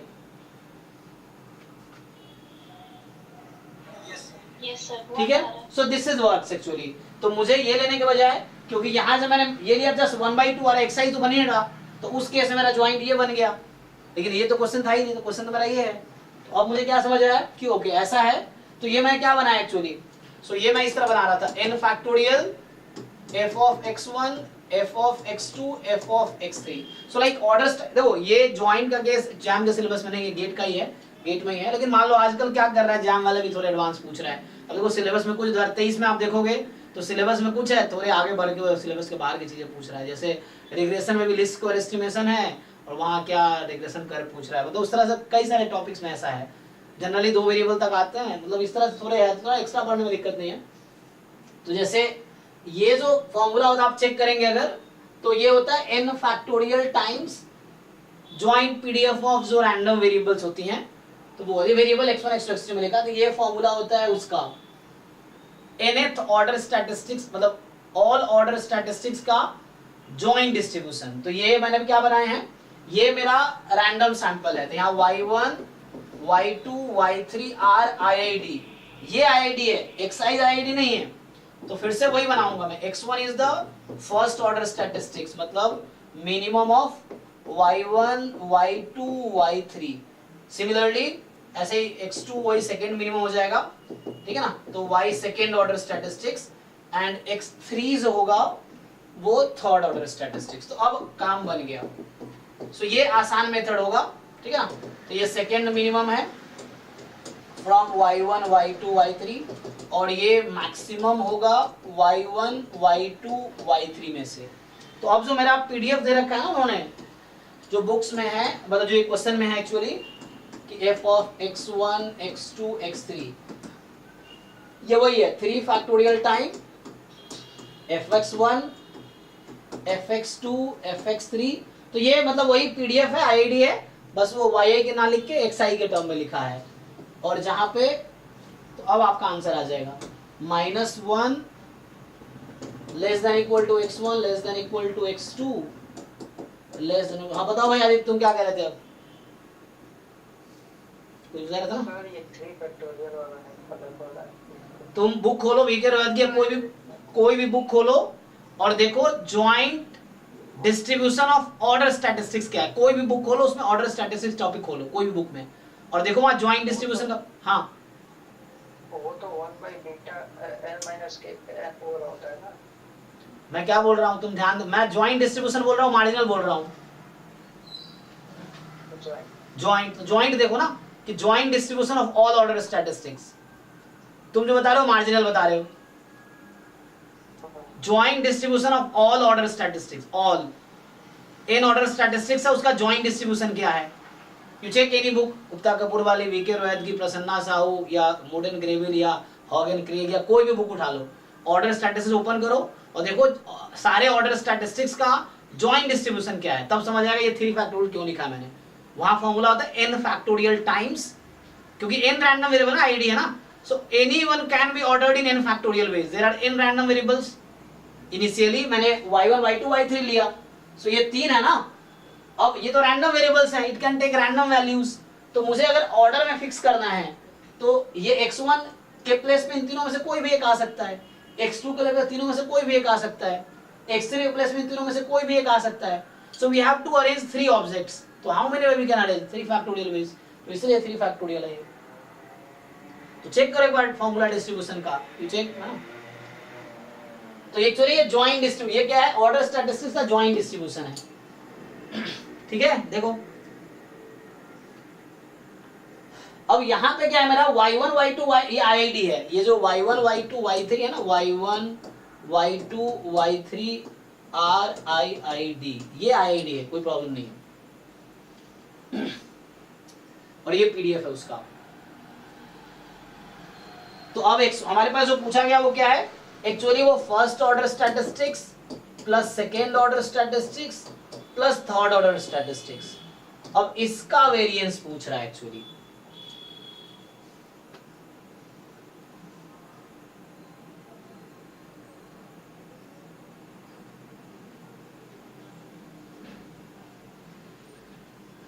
ठीक है, तो सैंपल यहाँ yi है और xi जो नोटेशन यूज हुआ वो ऑर्डर स्टैटिस्टिक्स के लिए यूज हुआ है। तो जो क्वेश्चन में x1 plus x2 plus x3 का है, दैट इज दिस वन। तो यहाँ पे एक डायरेक्टली फॉर्मूला होता है कोवेरिएंस बिटवीन 2 ऑर्डर स्टैटिस्टिक्स, है ना। क्या था फॉर्मूला, चेक करो, रो सिग्मा x सिग्मा y, इस तरह से कुछ है ना। अच्छा वो चेक करना पड़ेगा तुम्हें ना। तो उसमें ऑर्डर स्टैटिस्टिक्स के बीच का कोवेरिएंस वो फॉर्मूला होता है ना, RI RJ। एक्चुअली जैम में इतना है ना, ज्वाइंट का जैम में सिलेबस में लिखा नहीं है, ये सब गेट है, इसलिए गेट के क्वेश्चन से सब यूज हो रहा है। हाँ मैंने अभी एक भेजा है, जरा देखो ना, वैसे हो सकता है क्या? जो क्लास में कैसे लगता है?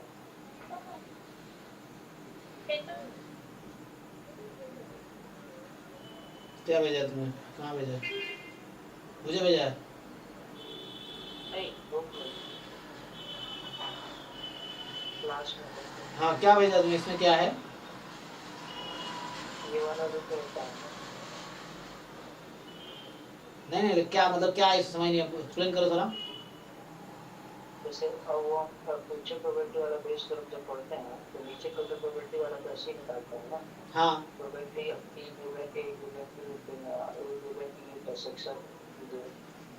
तो उसमें ऐसे कर देते हैं कि एक मान लेते हैं कोई एक्चुअली एक्सचेंजेबल है, हम किसी एक को चुन सकते हैं। तो x1 को यूनिफॉर्म -1 to 1 मान लिया, हाँ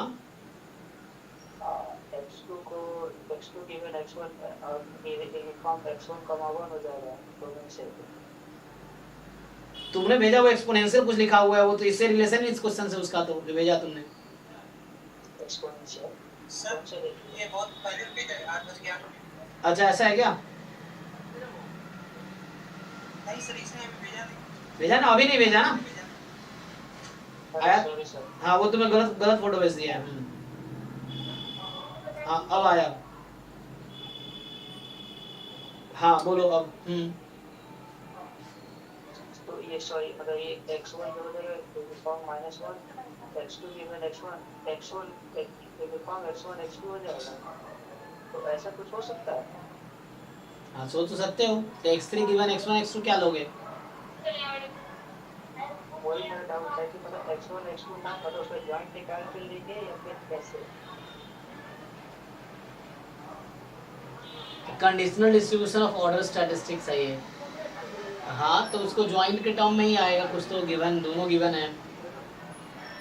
हाँ, तो तीनों का ज्वाइंट अपॉन 2 का डिवाइड करना पड़ेगा उस तरह से ना, गिवन है वो। अच्छा, एक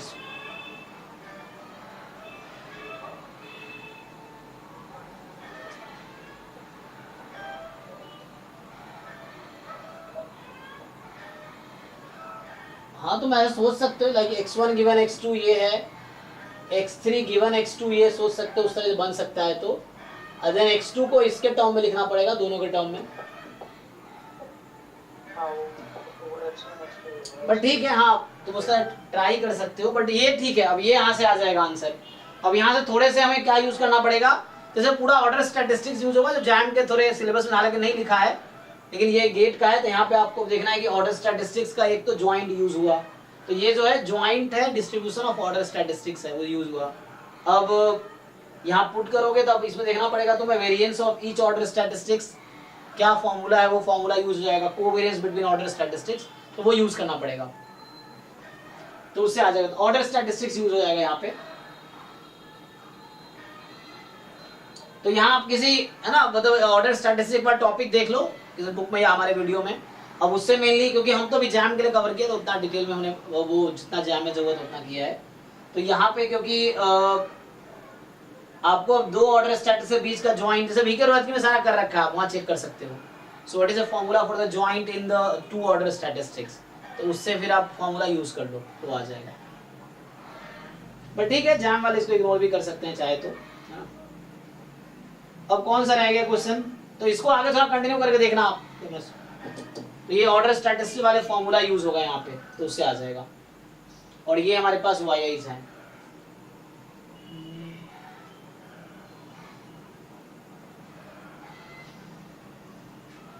sir but y1 y2 y3 IID है ना, तो फिर कोवेरिएंस कैसे आएगा? नहीं नहीं नहीं, ये IID नहीं है, ये तो ऑर्डर स्टैटिस्टिक्स है, so they are not independent. Random variables are independent. Order statistics are not independent. Okay okay. Random variables independent. तो IID के केस में आप देखेंगे, IID के केस में उन्होंने डिराइव कर रखा होगा 2 ऑर्डर स्टैटिस्टिक्स का वेरिएंस का क्या फॉर्मूला है, उस तरीके से मतलब ईच रैंडम वेरिएबल के वेरिएंस, तो जो इंडिविजुअल तो निकाल ही सकते हैं हम लोग कि फर्स्ट ऑर्डर स्टैटिस्टिक्स।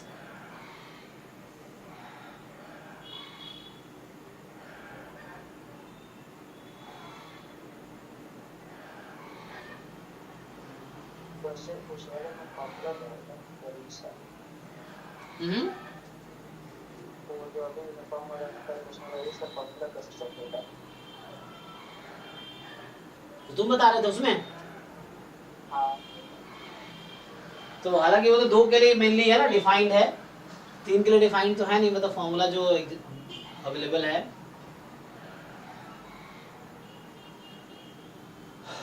तो इसका जब कोवेरिएंस निकाले जाएंगे तब हाँ। केसेस बना के निकालेंगे क्या? क्या बना के? केस मतलब नहीं डायरेक्टली, एक्चुअली डायरेक्ट में लगता है डायरेक्टली फॉर्मूला इसका है कोवेरिएंस। ये इसको डिराइव करना पड़ेगा मुझे अभी कि लाइक yi और yj के बीच का क्या फॉर्मूला है, डायरेक्ट फॉर्मूला है, तुम्हें देखना पड़ेगा। Covariance between yi and yj directly मिल जाएगा।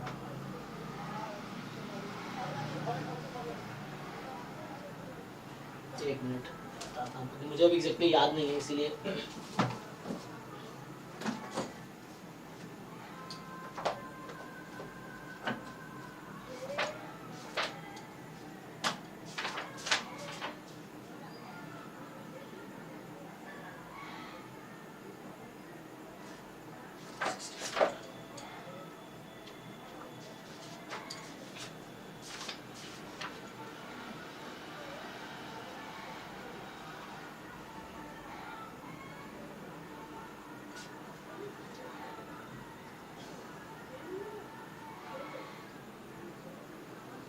जैसे ज्वाइंट है ना, 2 ऑर्डर स्ट्रिंग ज्वाइंट होता है, तो ज्वाइंट डिराइव कर रखा है, तो उससे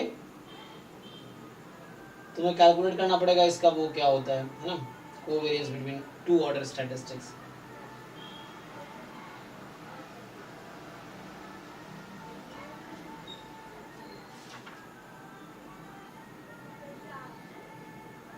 अलग से इसने भी लिख नहीं रखा है, डिराइव करना पड़ेगा हमें।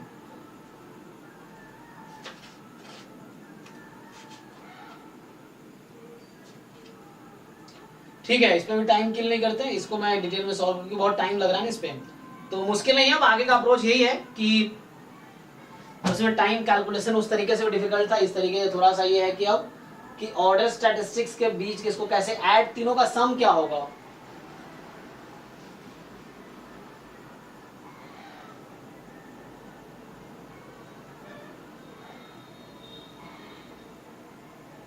तीनों को तो सबसे पहले रैंडम वेरिएबल में convert अच्छा एक मिनट, ओ मैं भूल गया, देखो होता क्या है, हाँ याद आया।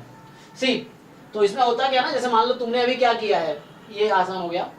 यहाँ देखो, जैसे आपने एक पर्टिकुलर पॉइंट पे क्या हो रहा होगा, मैंने कहा आपके पास 3 IID रैंडम वेरिएबल है, फाइन। तो जैसे x1 में क्या ले रहा हूँ, इनका first order statistics. So see what I want to say कि जैसे आपके पास x1 x2 xn r IID कोई डिस्ट्रीब्यूशन है, तो जब आप फर्स्ट ऑर्डर स्टैटिस्टिक्स लिखते हैं तो ये क्या होता है, इनमें से ही कोई एक आएगा, सेकेंड ऑर्डर स्टैटिस्टिक्स उनमें से ही कोई एक आएगा, थर्ड ऑर्डर स्टैटिस्टिक्स उसमें से कोई एक आएगा, एंड जो लास्ट ऑर्डर स्टैटिस्टिक्स है वो भी उसमें से ही कोई एक आएगा। तो मैं पूछना ये चाहता हूं आप लोगों से कि ऑर्डर स्टैटिस्टिक्स का जो सम है वो किसके इक्वल होगा, इक्वल टू व्हाट। उन्हीं के समझे बराबर, उन्हीं के तो ये समझे जो सैंपल है उसी के इक्वल हो जाएगा एक्चुअली। तो ये अब क्वेश्चन आसान हो गया ना, ये है एक्चुअली कि ऑल इन, अब क्या करते हैं एक्चुअली, ऑर्डर स्टैटिस्टिक्स क्या कर रहा है, जो मेरे पास सैंपल है जैसे x1 x2 xn, ये रैंडम सैंपल है साइज n का, ये ऑर्डर, ये रैंडम वेरिएबल्स हैं, इसी को हमने क्या किया, ऑर्डर किया इसको, है ना, कि मिनिमम फर्स्ट ऑर्डर स्टैट्स, उससे लार्जर जो लार्जेस्ट है वो nth ऑर्डर स्टैट्स। तो हमारे पास वही n रैंडम वेरिएबल है, इसी n रैंडम वेरिएबल को मैं ऑर्डर कर रहा हूं ना, सो means if you add all you will get all. तो यहाँ पे उतना टेंशन लेना ही नहीं तुम्हें अब।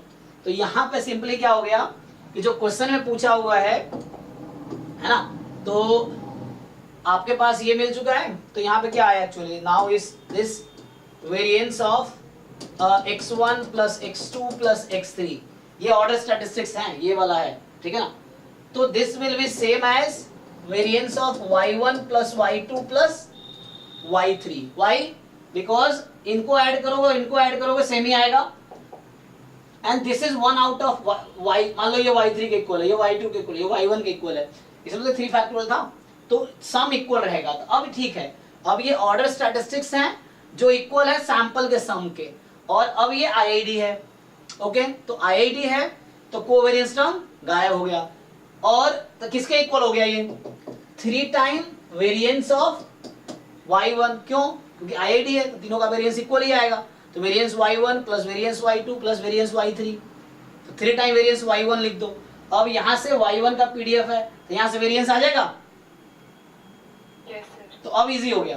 तो फाइनली मैं कंक्लूजन बता देता हूँ, ऐसे टाइम नहीं लगता है ना कई बार ना, वो इसलिए रिवीजन जरूरी है, क्योंकि पिछले साल तो कराया ही होगा, पिछले साल मैंने पूरा गेट के सारे पीवाईक्यू कराए थे, तो यहाँ पे क्या है कि है ना बीच में इतना प्रैक्टिस नहीं हुआ तो भूल जाते हैं कई बार कॉन्सेप्ट्स को, जिस बार तो कॉन्सेप्ट रिवाइज करना जरूरी है, वरना भूल जाते हैं ना। तो अभी क्या हुआ, सिंपली मैं एक बार बस रिवाइज कर देता हूँ कि f of x1 x2 x3 जो क्वेश्चन था, this was 81/4 x1 square x2 square x3 square, और ये हो गया आपके पास -1 less then x1 less then x2 less then x3 less than 1। तो ये क्वेश्चन हमारा ओरिजिनली था, तो ये कुछ हिंट दे रहा है कि ऑर्डर स्टैटिस्टिक्स का पीडीएफ हो सकता है।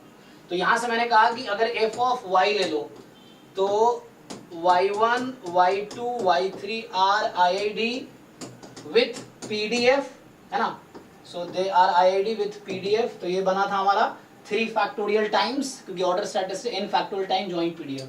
तो ईच टर्म को ब्रेक करोगे तो वो आया था कितना 3/2 y स्क्वायर, y की वैल्यू -1 से 1, तो ये पॉपुलेशन है समझो, है ना, और ये 3 सैंपल 3 का तुम्हारे पास एक सैंपल है साइज 3 का, तो ये जो है उन तीनों के ऑर्डर स्टैटिस्टिक्स का पीडीएफ है।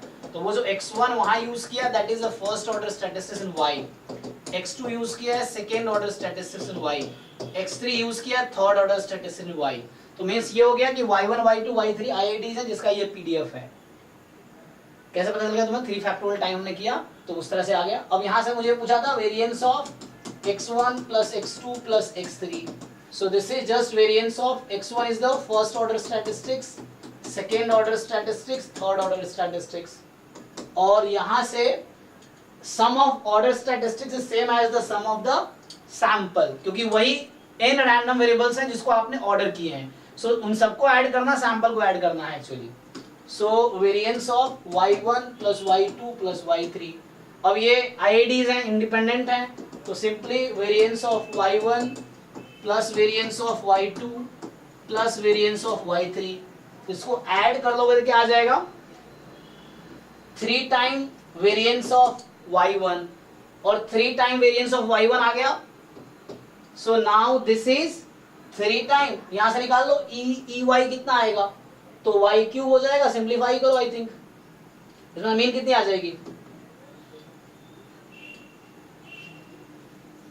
1/2 आएगा ना, और e ऑफ y स्क्वायर कितना आएगा, सो यहां से y निकालो 1/2 e ऑफ y स्क्वायर निकालो, तो y स्क्वायर करोगे पावर 4 5/5 3/10, चेक करो कैलकुलेशन चेक कर लो एक बारी। सो मीन आएगा तुम्हारा 1/2 y स्क्वायर दिस, तो वेरिएंस ऑफ y आ जाएगी 3/10 माइनस 1/4,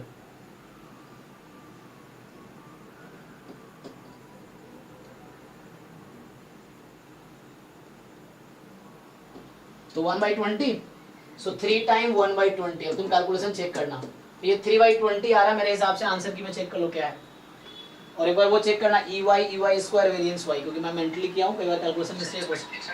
हाँ एक्सपेक्टेशन से 0 है। अच्छा एक मिनट, मैंने गलती क्या कर दिया, वो 0 से 1 में कर दिया इंटीग्रेट, अरे मैंने 0 से 1 में इंटीग्रेट किया है, हाँ वो मैंने 0 से 1 में इंटीग्रेट कर दिया इसलिए वैसा लिख दिया, एक मिनट इसलिए होता है ना, ध्यान नहीं देते था। हाँ कैलकुलेशन करके बताओ, y कितना आएगा, -1 से 1 में इंटीग्रेट करना है आपको, 0 आएगा, ओके, तो ये 0 हो गया, और y स्क्वायर वही वेरिएंस के इक्वल आएगा, जो y आएगा वही वेरिएंस ऑफ y आएगा, क्योंकि मीन 0 है ना। 3/5। अच्छा ठीक है, तो अब सही है, वो मैं 0 से 1 कर दिया था गलती से, सो 3/5, तो ये आ जाएगा 9/5, इसका आंसर होगा, चेक कर लो, सो 1.8, ठीक है, तो ये आंसर होगा। तो ये मतलब एक इजी वे है, पिछला बहुत कैलकुलेट हो रहा था, तो यहाँ बस पहचानना पड़ेगा कि this is the joint of order statistics and then x1 x2 x3 are actually order statistics of the sample having this population, having this distribution. तो उससे आ गया. चलो अब ये इजी वे में हो गया. तो इस तरह तुम्हें इसमें डिवीजन जरूरी होता है ना, क्योंकि मैं हर साल कराता हूँ PYQ, लेकिन देखो मैं भी कई बार ना फंस जाता हूँ, क्योंकि सिंपल ये है कि आप रिवाइज नहीं करोगे भूल जाओगे. सिंपल तरीका है. ओके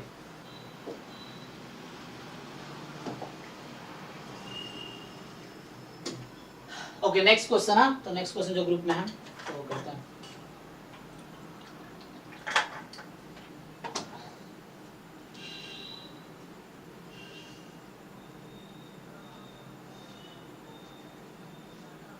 विश्वास वाला क्वेश्चन तो सॉल्व हो गया ना. तो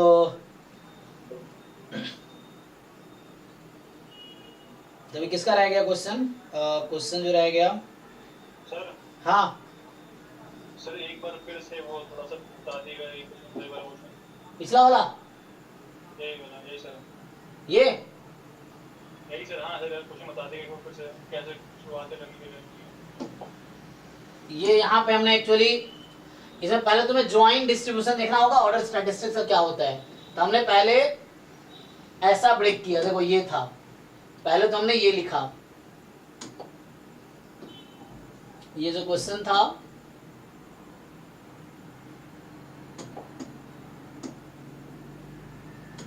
ये जो ज्वाइंट पीडीएफ है ना, तो पहले एक्चुअली यहाँ से एक आइडिया है कि ये कुछ सिमिलर सा दिख रहा है ना, पावर 2 है और यहाँ ऑर्डर में, तो ये ऑर्डर स्टैटिस्टिक्स का ज्वाइंट पीडीएफ है. तो यहाँ एक तो फॉर्मूला हमें देखना पड़ेगा कि ऑर्डर स्टैटिस्टिक्स का ज्वाइंट पीडीएफ क्या है. तो मैं अगर तुम्हें फॉर्मूला लिखा हूं कि ये जो होता है कि लेट, यहाँ लिखा हुआ ना कि x1 x2 are random sample, यहाँ जो लिखा हुआ है, तो ये एक तो ये फॉर्मूला यूज किया मैंने कि first order statistics, second order statistics, nth order statistics, variable x1 x2 xn के टर्म में लिख रहा हूं.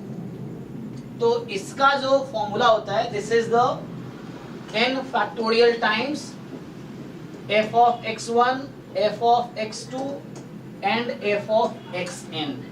ठीक, यहाँ पे और जहाँ पे होगा कि x1 less then x2 less then x3 less then xn, जो भी वैल्यू डिपेंड करता है. तो ये क्या लिखा है, ऑर्डर स्टैटिस्टिक्स का ज्वाइंट पीडीएफ है. तो हमारा जो दे रखा था वही था. तो ये 3 सैंपल साइज था, 3 फैक्टोरियल बाहर किया, फिर जो तीनों इक्वल ही आ गया. fx1 क्या बन रहा है वहां पे 3/2 x1 square, fx2 3/2 x2 square, fx3 3/2 x3 square. तो क्या मिला कि जो पॉपुलेशन है यहाँ पे, तो x1 x2 x3 they are IID, इस तरीके से बोल रहा हूं मैं कि दे आर IID. तो यहाँ पे ये जो ऑर्डर स्टैटिस्टिक्स है उसके जगह उसने x1 x2 x3 यूज किया है. तो ये मेरा रैंडम सैंपल है, रैंडम वेरिएबल्स हैं, जिसको मैं y1 y2 y3 वहां ले रहा हूं क्वेश्चन सॉल्व करने के लिए. तो they are IID random variables, in fact n तक कर लो. तो they are IID random variables, x3 up to xn are IID random variables. तो ये है एक्चुअली. और एक तो मैंने कॉन्सेप्ट यूज किया ये वाला कि ऑर्डर स्टैटिस्टिक्स का सम और सैंपल का सम सेम ही रहेगा, क्योंकि ये है ना, क्योंकि यही चीजें अलग तरीके से लिखी हैं. सेम ही n नंबर्स ये भी हैं, n नंबर्स ये भी हैं, बस उसी नंबर को हमने ऑर्डर में अरेंज किया, स्मॉलेस्ट वैल्यू उससे ज्यादा मैक्सिमम, वैसे करके अरेंज किया है. तो एक तो ये कॉन्सेप्ट देख लो एक बारी. तो यहां से क्या हुआ कि हमने देखा कि यहाँ पे जो ब्रेक करूंगा ना, इसको 3 फैक्टोरियल बाहर करूंगा, मान लो 6 बाहर करो, तो ये बनेगा तुम्हारा 27/8, जो कि 3/2 का होल क्यूब है. तो 3/2 को x1 के साथ लाओ, x2 के साथ लाओ, x3 के साथ लाओ. तो समझ आया, ये जिस रैंडम सैंपल का ऑर्डर स्टैटिस्टिक्स है, जो ज्वाइंट पीडीएफ है ऑर्डर स्टैट्स का, तो वो एक्चुअली ये है, ये किसी एक रैंडम वेरिएबल का पीडीएफ है. इसी रैंडम वेरिएबल से अगर ज्वाइंट लिखेंगे हम ऑर्डर स्टैटिस्टिक्स का, तो वो ये बनेगा. तो यहाँ से मुझे पता लग y1 y2 y3 IID, जिसका ये पीडीएफ है, और इसी के ऑर्डर स्टैटिस्टिक्स ये है. तो यहाँ से बस मुझे ये इन्फॉर्मेशन मिला. अब क्या किया मैंने, मुझे पूछा है कि क्या वेरिएंस है x1 x2 x3 का. तो ये x1 ये फर्स्ट ऑर्डर स्टैटिस्टिक्स है, x2 सेकेंड ऑर्डर स्टैटिस्टिक्स है, x3 थर्ड ऑर्डर स्टैटिस्टिक्स है. तो ऑर्डर स्टैटिस्टिक्स का सम सैंपल के सम के, ये ऑर्डर वही चीज, इसी को दोबारा लिख रहा हूँ. तो ऑर्डर स्टैटिस्टिक्स का सम सैंपल के सम के इक्वल होता है. ठीक, अब ओपन करेंगे तो variance y1 plus variance y2 plus variance y3, आगे कोवेरिएंस वाला टर्म नहीं आएगा क्योंकि y1 y2 y3 IID है, ये IID होता है। और तुम्हें जो सिलेबस में पढ़ना है वो IID वाला केस ही पढ़ना है, जैम गेट में जो भी है सैंपल ऑर्डर स्टैटिस्टिक्स में IID ही है, वही वाला केस पढ़ना है। तो ये IID हो गया। अब ईच तीनों का वेरिएंस सेम होगा, आइडेंटिकली डिस्ट्रीब्यूटेड है, तो 3 टाइम वेरिएंस y1। और हमने कहा ये PDF है, यहाँ से निकालो जरा, तो मीन निकाला 0, इन लोगों ने वेरिएंस निकाला 3/5, तो वो वेरिएंस रख दिया 3/5, कट के 9/5 1.8 आंसर आ गया। ठीक है ना, तो ये इजी वे है, क्योंकि वो जो पहले हम कर रहे थे ईच का PDF निकालना, दैट वाज डिफिकल्ट टास्क। ठीक है, तो अगला क्वेश्चन किसका रहेगा जिनका सॉल्व हो गया? हाँ जी, शिवम है, तो शिवम या शिवा जो भी है। Yes sir. ठीक है, तो आपका वो क्वेश्चन क्या देख लो एक बार। उससे पहले कोई है विश्वास? उससे पहले किसका क्वेश्चन है? आदित्य। सर ये हाँ 8 नंबर के पेज है। अच्छा ठीक है, आदित्य का फिर विश्वास का। ओके ओके, नहीं आपने तो 5 6 7 भेजा हुआ है विश्वास। ये 5 और 6 5 नहीं सर 6 हो गया, हो गया सर 6 हो गया आपका। ओके ठीक है, तो ये आदित्य वाला क्या क्वेश्चन है भाई? इसमें देखो ये कह रहा है कि 18 नंबर, तो 18 नंबर कह रहा है कि 20% of all student are left handed, तो 20% लेफ्ट हैंडेड है, तो 80% राइट हैंडेड होगा, है ना? ओके, सो 20% लेफ्ट हैंडेड, तो ऐसे a class of size 20 mates in a room with 18 right handed desk and 5 left handed desk. अच्छा, मतलब एक 20 लोग हैं क्लासरूम में आते हैं जहां पे 18 राइट हैंडेड डेस्क है और वहां पे 5 लेफ्ट हैंडेड डेस्क अवेलेबल है क्लासरूम में। तो क्या प्रोबेबिलिटी है कि every student will have a suitable desk? तो मतलब जो राइट हैंडेड है उसको राइट हैंड डेस्क मिलेगा, और जो लेफ्ट हैंडेड है तो उसका लेफ्ट हैंडेड डेस्क मिलेगा। ओके, तुम ये बताओ, सोच सकते हैं उस तरीके से भी। यहाँ पे एक्चुअली तुम्हारा क्या हो जाएगा, टोटल कितने बेंचेस है वहां पे?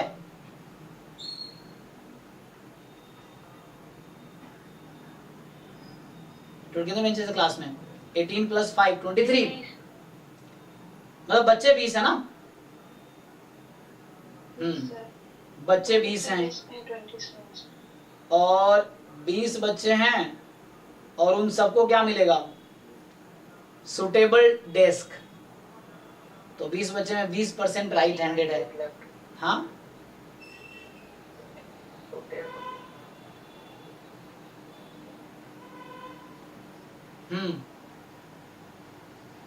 सो क्या प्रोबेबिलिटी है कि every student will have a suitable desk?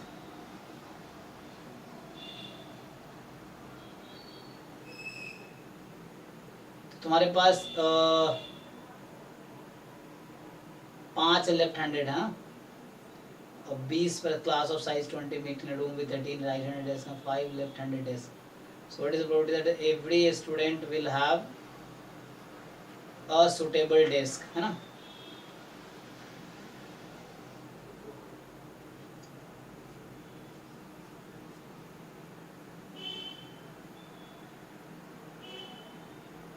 तो उसका क्या मीनिंग हुआ?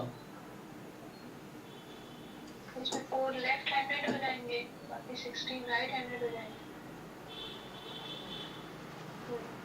स्टार्टिंग हो गया 20%।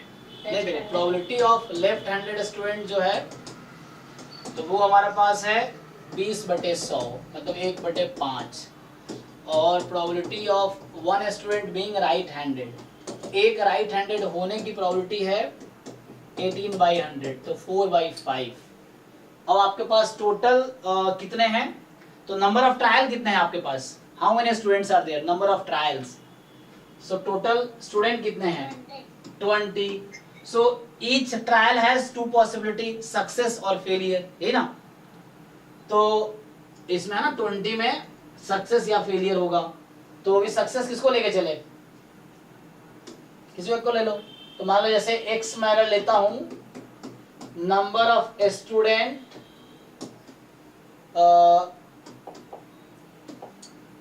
Number of left handed student who got right desk, है ना।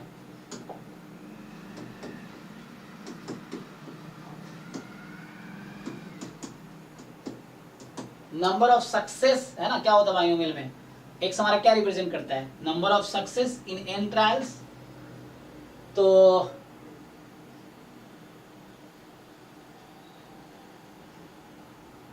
सक्सेस यहाँ पे क्या लेंगे, यहाँ तुमसे पूछा है कि क्या probability every student will have the suitable desk. तो अगर तुम्हारे पास टोटल 18 राइट हैंडेड है, तो अगर उसमें टोटल 20 है, तो 20 में कितने हो सकते हैं right handed, sorry left handed है। राइट हैंडेड हो जाएगा। नहीं नहीं, वैसे फिक्स थोड़ी करना है, इसमें टोटल है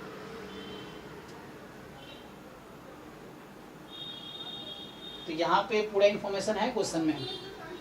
ये कह रहा है कि every student will have a suitable desk, है ना। तो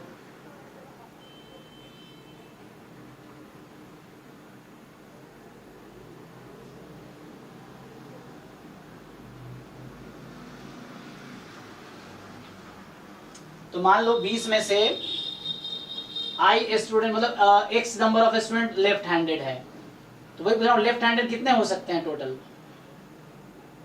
वैसे तो कुछ भी हो सकता है ना, क्योंकि 20 टोटल स्टूडेंट है उसमें। अब थोड़ी इसने कहा है कि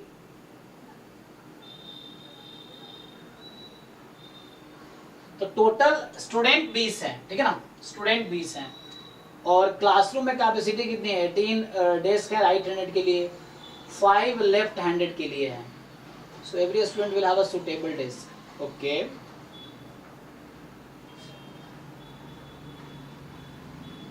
तो वैसे तो मैं लिखूंगा यार कुछ भी हो सकता है, 0 1 2 अप टू, ये तो मैं उस तरीके से सोचूंगा तो कुछ भी हो सकता है, लेकिन हमें बताना है कि हमें सुटेबल डेस्क का मतलब ये हो गया कि अब तुम खुद सोचो कि तुम्हारे पास 20 बच्चे हैं और वहां पे डेस्क कितने हैं, 23 जो है 18 राइट हैंडेड है ना, सो राइट हैंडेड डेस्क हैं और तुम्हारे पास 5 लेफ्ट हैंडेड है ना। ये सब सब्जेक्टिव क्वेश्चन है किसी बुक का, तो उसको बस ऐसे ही बना दिया गया। तो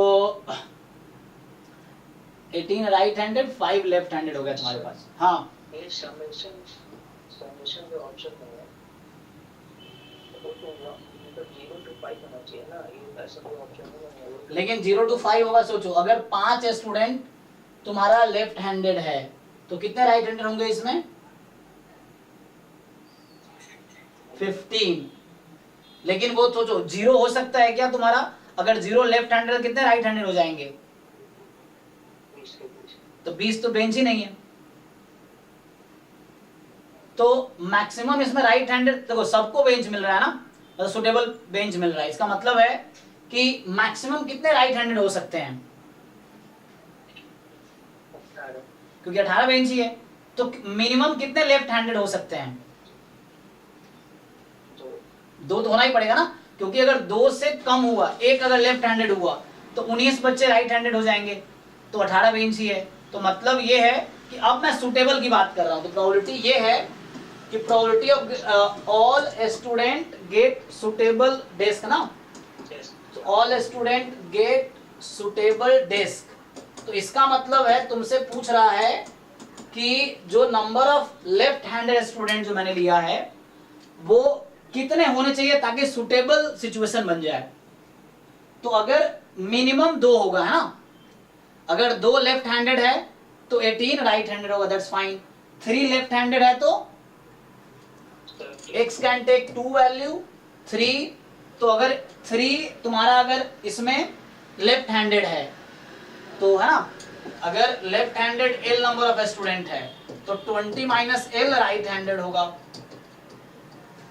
है ना, और ये लेफ्ट हैंडेड है मान लो, तो अगर ये 1 है तो ये 19 होगा। ऐसा हो नहीं सकता, 18 ही बेंच है, तो बेंच तो इतना ही है, तो यहाँ पे ऐसा 1 तो हो नहीं सकता, तो मिनिमम 2 होना पड़ेगा। x को 2 3 कहां तक जा सकता है ये, 2 3 4 5। अगर 5 लेफ्ट हैंडेड है स्टूडेंट तो 15 राइट हैंडेड है, पांचों को मिल जाएगा और मिल जाएगा। ठीक है, इस पे कर दो प्रोबेबिलिटी, हो तो गया। और x का डिस्ट्रीब्यूशन क्या है यहाँ पे, what is distribution of x?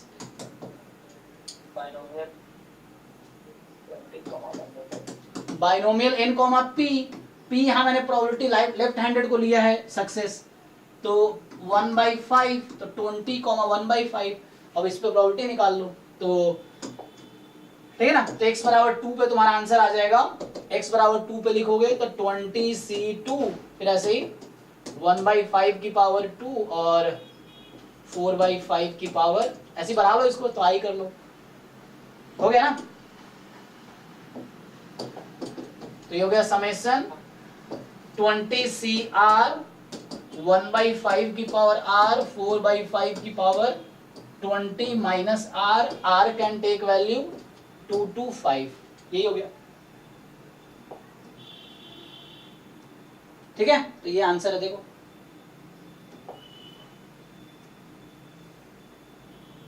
Next विश्वास, हाँ जी विश्वास, आपका कौन सा क्वेश्चन है? 5, 6 में हो गया ना आपका जो भी है। नेक्स्ट हाँ शिवम, तो ये शिवम का जो है कि omega be the quarter circle with, तो ओमेगा क्या है? Quarter circle with radius 1, so quarter circle है भाई, ठीक है। तो ये क्वाड्रेंट है, मतलब है ना, क्वाड्रेंट है विथ रेडियस 1, ये ओमेगा है आपका। P be such that the probability of A of probability of subset A subset omega का, तो A of omega is proportional to the area of A, तो प्रोबेबिलिटी ऑफ ए प्रोपोर्शनल है area of किसके? A के, अच्छा area of ए के, ठीक है। तो let x omega random variable define कर रहा है, एक्स ओमेगा जो आपको गिवन है, be the x coordinate of the outcome omega, this be the, ये क्या है? एक्स कोऑर्डिनेट है, कोऑर्डिनेट ऑफ आउटकम ओमेगा, ठीक है। तो ओमेगा क्या है? कुछ आउटकम, कौन से वाला आउटकम से बात कर रहा है? तो रैंडम वेरिएबल कहां से कहां तक फंक्शन है? डोमेन क्या होता है रैंडम वेरिएबल का? रैंडम वेरिएबल का डोमेन होता है सैंपल स्पेस ना, सैंपल स्पेस। मैं क्यों पूछ रहा हूँ डोमेन? क्योंकि मैं देख रहा हूँ ओमेगा कहां से आएगा, तो ओमेगा ये फंक्शन है ना, fx अगर लिखा है तो x कहां से आएगा? फंक्शन के डोमेन से, तो ये ओमेगा कहां से आएगा? x के डोमेन से। x का डोमेन क्या है? सैंपल स्पेस, तो मतलब ये जो ओमेगा है ये सैंपल स्पेस से आ रहा है, ठीक है ना। तो आउटकम ओमेगा, ये w बोल दो, मर्जी है। तो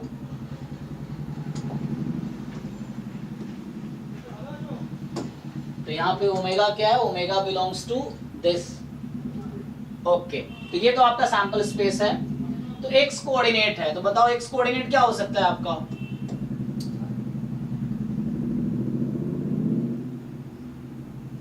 बोलो भाई।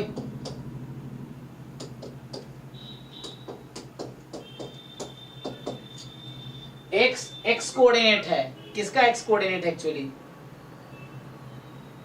और आउटकम ओमेगा, ओमेगा कहां से आ रहा है? सैंपल स्पेस से। तो कोई भी पॉइंट ले रहा हूं ना, उसका एक्स कोऑर्डिनेट जो होगा, मान लो यहाँ पे पॉइंट है तो उसका एक्स कोऑर्डिनेट क्या है, इस तरीके से देखना है, ठीक। और कोई सबसेट, ये सर ये क्वेश्चन ही नहीं समझ में आया, इसका स्टेटमेंट बहुत थोड़ा सा कॉम्प्लिकेटेड लग रहा था। देखिए ये ऐसा है, probability of A is constant time area of A, area of A. तो पहली बात तो अगर इसका मैं समेशन कर दूं, प्रोबेबिलिटी ऑफ ओमेगा कितना आ जाएगा? अगर मैं प्रोबेबिलिटी ऑफ ओमेगा करता हूं यहां से, तो क्या होगा? इस तरीके से लगाओ, तो k time area of omega, omega कितना है आपका? What is omega? Sorry, what is area of omega? मैं ये लिख रहा हूं, probability of omega. Sample space आपका ये है क्वाड्रेंट, तो इसका एरिया कितना होता है क्वाड्रेंट का भाई? पाई बाई 4 हो जाएगा। तो देखो यहाँ सो k time pi by 4 and sample space की प्रोबेबिलिटी 1 होती है, तो ये 1 होना चाहिए। तो k मेरा कितना आ गया 4 बाई पाई। तो यहां से मैं क्या ढूंढ लिया, प्रोबेबिलिटी ऑफ a ढूंढ लिया, कितना 4 by pi times area of a। आपको प्रोपोर्शनल का मतलब समझ आता है ना, कि जैसे जैसे ये वैल्यू बढ़ेगी बढ़ेगी, मतलब प्रोपोर्शनलिटी है ना वैसा है। तो प्रोपोर्शनलिटी को इक्वलिटी में कैसे बदलते हैं आप लोग? कोई कांस्टेंट मान लें जी, तो वही कांस्टेंट मैंने k मान लिया, ठीक है यहाँ पे। अब वो मुझे k ढूंढना पड़ेगा, k कैसे ढूंढेंगे? तो मुझे पता है कि सैंपल स्पेस की प्रोबेबिलिटी 1 होती है, तो मैंने a की जगह सैंपल स्पेस रख दिया। तो k time area of sample space, sample space आपका क्वाड्रेंट है, जो क्वेश्चन में लिखा है क्वार्टर सर्कल है, तो पाई बाई 4, तो इक्वल टू 1 होना चाहिए डेफिनेशन ऑफ प्रोबेबिलिटी से। तो 1 कब होगा? जब k 4 बाई पाई होगा। k निकाल लिया मैंने, तो ये आपका प्रोबेबिलिटी ऑफ a आ गया 4 by pi area of a। किसी a सबसेट है ओमेगा का, जो एरिया हो उसके हिसाब से। लेकिन रैंडम वेरिएबल क्या है कि आप कोई भी पॉइंट यहाँ सेलेक्ट कर रहे हो। फॉर एग्जाम्पल मान लीजिए ये हाफ है और यहाँ पे कुछ भी है, जैसे 1/3 है, तो कोई भी पॉइंट जिसका x कोऑर्डिनेट आपको लेना है, जैसे तो कोई भी पॉइंट यहाँ आप सेलेक्ट करेंगे ना इसके सैंपल स्पेस में, तो उसका जो x कोऑर्डिनेट है वो कैपिटल X है। Random variable x represent the x coordinate of the point you select in the sample space. Sample space क्या है आपका? क्वाड्रेटिक, क्या बोलते हैं, क्वाड्रेंट है, क्वार्टर सर्कल है, ठीक है। तो अब क्या प्रोबेबिलिटी x मोर देन √3/2 है, तो क्या प्रोबेबिलिटी है जो x कोऑर्डिनेट कोई भी पॉइंट चूज करेंगे उसका x कोऑर्डिनेट √3/2 से ज्यादा होगा। तो देखिए ना आप, सो √3/2 का मैं लाइन बना लेता हूँ, √3/2 1 से कम होगा पक्का, तो √3/2 मान लीजिए ये नंबर है, तो मुझे इस रीजन की प्रोबेबिलिटी निकालनी है, ठीक है। तो इस रीजन की मुझे प्रोबेबिलिटी निकालनी, किसी रीजन की प्रोबेबिलिटी क्या हो रही है? a की प्रोबेबिलिटी क्या है यहाँ पे? What is probability of a?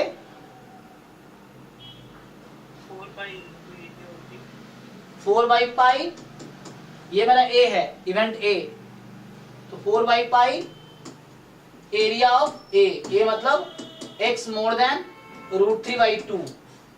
क्या ये एरिया आप निकाल पाएंगे? तो बस हो जाएगा, कर लीजिए। जब सर्कल से कर लो या फिर इंटीग्रेशन से कर लो, आप कोई दिक्कत नहीं, जैसे भी समझ आ रहा है।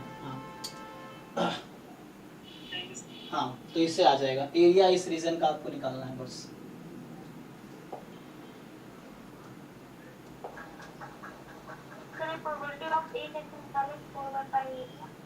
जी, क्वेश्चन में पढ़ा आपने प्रोबेबिलिटी क्या दे रखा है? और पहले क्वेश्चन पढ़ लो एक बारी, क्या लिखा है? Probability of a is what?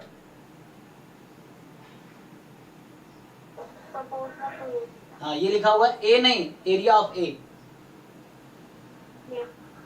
Probability of a is proportional to area of a। Proportional को इक्वल कैसे बनाते हैं आप लोग? तो ये लिख दिया मैंने।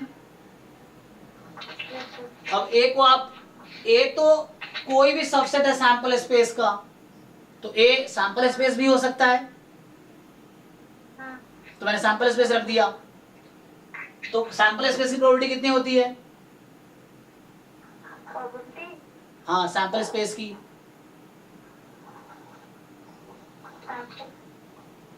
Probability of sample space 1।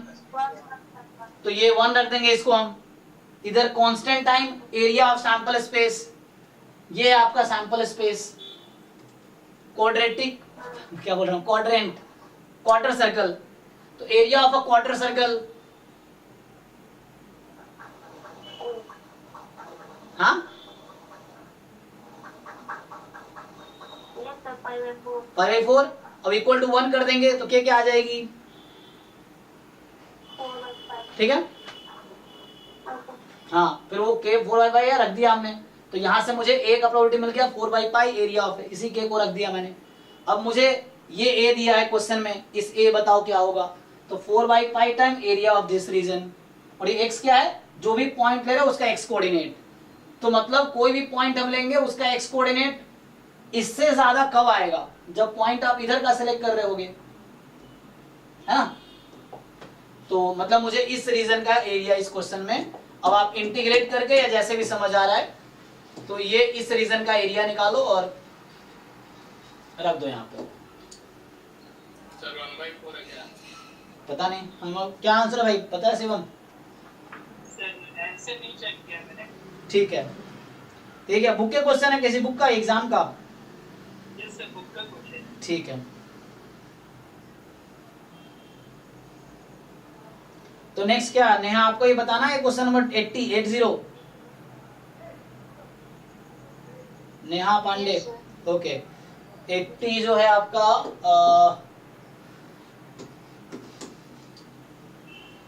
क्या कह रहा है आपसे ये कि ज्वाइंट दे रखा है आपको, जो ज्वाइंट है वो है अल्फा टाइम मॉड एक्स। कब है? जब x square less than equal to y less than equal to 2x square, मतलब y बराबर एक्स स्क्वायर जैसे ये है। सो 2x स्क्वायर में क्या होगा, x को 1 रखेंगे तो y 1 से, तो x को जब मैंने 0 रखा तो 0 है, जब 1 रखा तो 1 पे ये 1 रहेगा वो 2 हो जाएगा, तो मतलब ये ऊपर है इस तरीके से। तो ये y बराबर एक्स स्क्वायर और ये y बराबर 2x स्क्वायर, ठीक इस तरीके से। और क्या बोल रहा है, x कहाँ से कहाँ तक, तो x जो है वो -1 से 1 तक, चलो ये 1 ले लो, ये -1 ले लो, तो आपका ये सैंपल स्पेस है, ये वाला रीजन और ये वाला रीजन, ठीक है। तो ये आपका सपोर्ट हो गया जॉइंट का, ये जो मैंने सेट किया है ब्लैक से। अब पूछ रहा है कि अल्फा पॉजिटिव, तो पहले काम तो ये करो कि आप alpha time mod x dx dy इस रीजन पे इंटीग्रेट करके 1 कर दो, तो अल्फा निकल आएगी, जैसे पिछले क्वेश्चन में k निकल आया, तो अल्फा आपका 2 आ गया। चलिए बाकी लोग वेरीफाई करना जी, अंधविश्वास है ना गलत होता है, तो अपना कैलकुलेशन करके वेरीफाई करोगे, यही आ रहा है क्या? अब आपसे पूछ रहा है क्या प्रोबेबिलिटी है x मोर देन y होगी, यही ना? तो कोई बात नहीं, ये इवेंट है, इसका ग्राफ बना लीजिए। तो इसका अगर ग्राफ बनाएंगे तो क्या होगा? अच्छा वही समझ नहीं आया। तो x इक्वल टू वाई, देखो पहले कुछ पॉइंट ले लो, तो ये 1,1 है, ये 1,2 है, ठीक। पहले पॉइंट से आपको आइडिया लगेगा। तो x बराबर y का जब आप ग्राफ बनाएंगे तो ये लाइन है x बराबर y की, तो एक्चुअली थोड़ा छोटे ग्राफ में दिखेगा ना, ये रीजन आपका है, ठीक है। अब x लेस देन, अच्छा x मोर देन y पूछा है, तो x मोर देन y किस साइड होता है भाई? नीचे साइड होगा।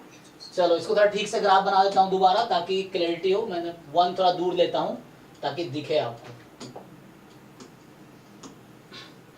तो ये x is equal to y की लाइन है और ये जो है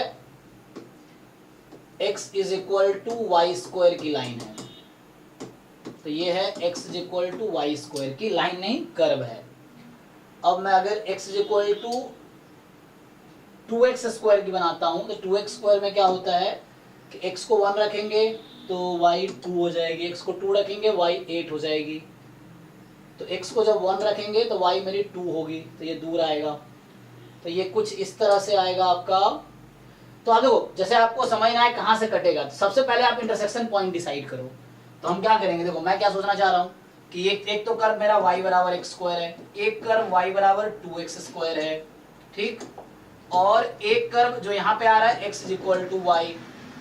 तो हम देखेंगे कि इन तीनों में इंटरसेक्शन क्या क्या है। जैसे अगर मुझे ये जानना है कि y बराबर एक्स स्क्वायर एंड y बराबर x, इसमें क्या क्या ग्राफ में कहाँ कहाँ कट करेगा ये, तो सॉल्व कर लो साइमल्टेनियस। एक्स स्क्वायर बराबर x, तो x बराबर 0 या x बराबर 1, तो ये 2 टाइम कट करेगा, वो दिख रहा है आपको 2 टाइम कट कर रहा है। अब आपको जानना है कि y बराबर 2x स्क्वायर और y बराबर x, ये कितनी बार कट करेगा, तो 2x square is equal to x, x is 0 और 2x इज 1, राइट। तो x इज 0 और x इज 1/2, तो ये 1/2 पे एक बार मिल रही होगी, 0 और 1/2 पे मिलेगा ये, तो 1/2 अगर यहाँ है तो जब आप ग्राफ बनाएंगे तो ये ऐसा हो रहा है, तो ये y बराबर 2x स्क्वायर है, तो ये 1/2 पे मिल रहा है एक्चुअली, ठीक है। अब आगे देखिए, अब मुझे जानना है, जैसे हो गया इसका इसके साथ, इसका इसके साथ, ये दोनों कहाँ कहाँ मिल रहे हैं तो भी देख सकते हैं आप कि ये जो दो कर्व है y बराबर एक्स स्क्वायर और y बराबर 2x स्क्वायर, ये दोनों कहाँ कहाँ मिल रहे हैं, तो x स्क्वायर बराबर 2x स्क्वायर, x बराबर 0, अच्छा x स्क्वायर बराबर 0 या 1 बराबर 2, 1 बराबर 2 तो हो नहीं सकता, तो ये सिर्फ 0 पे मिल रहे हैं, ठीक है ना, तो ये सिर्फ 0 पे ही मिल रहे हैं और कहीं नहीं मिल रहे हैं।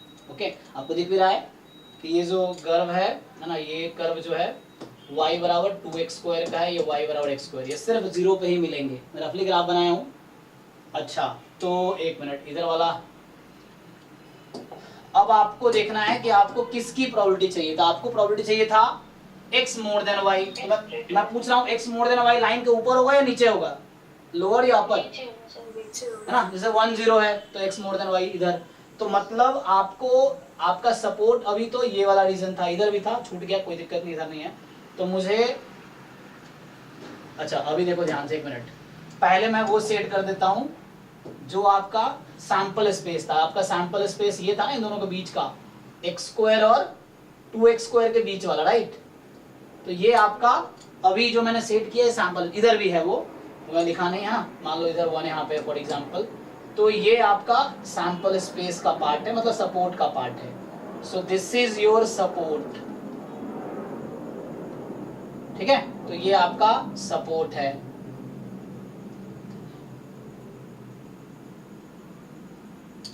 ठीक है, तो ये आपका एक्चुअली सपोर्ट है।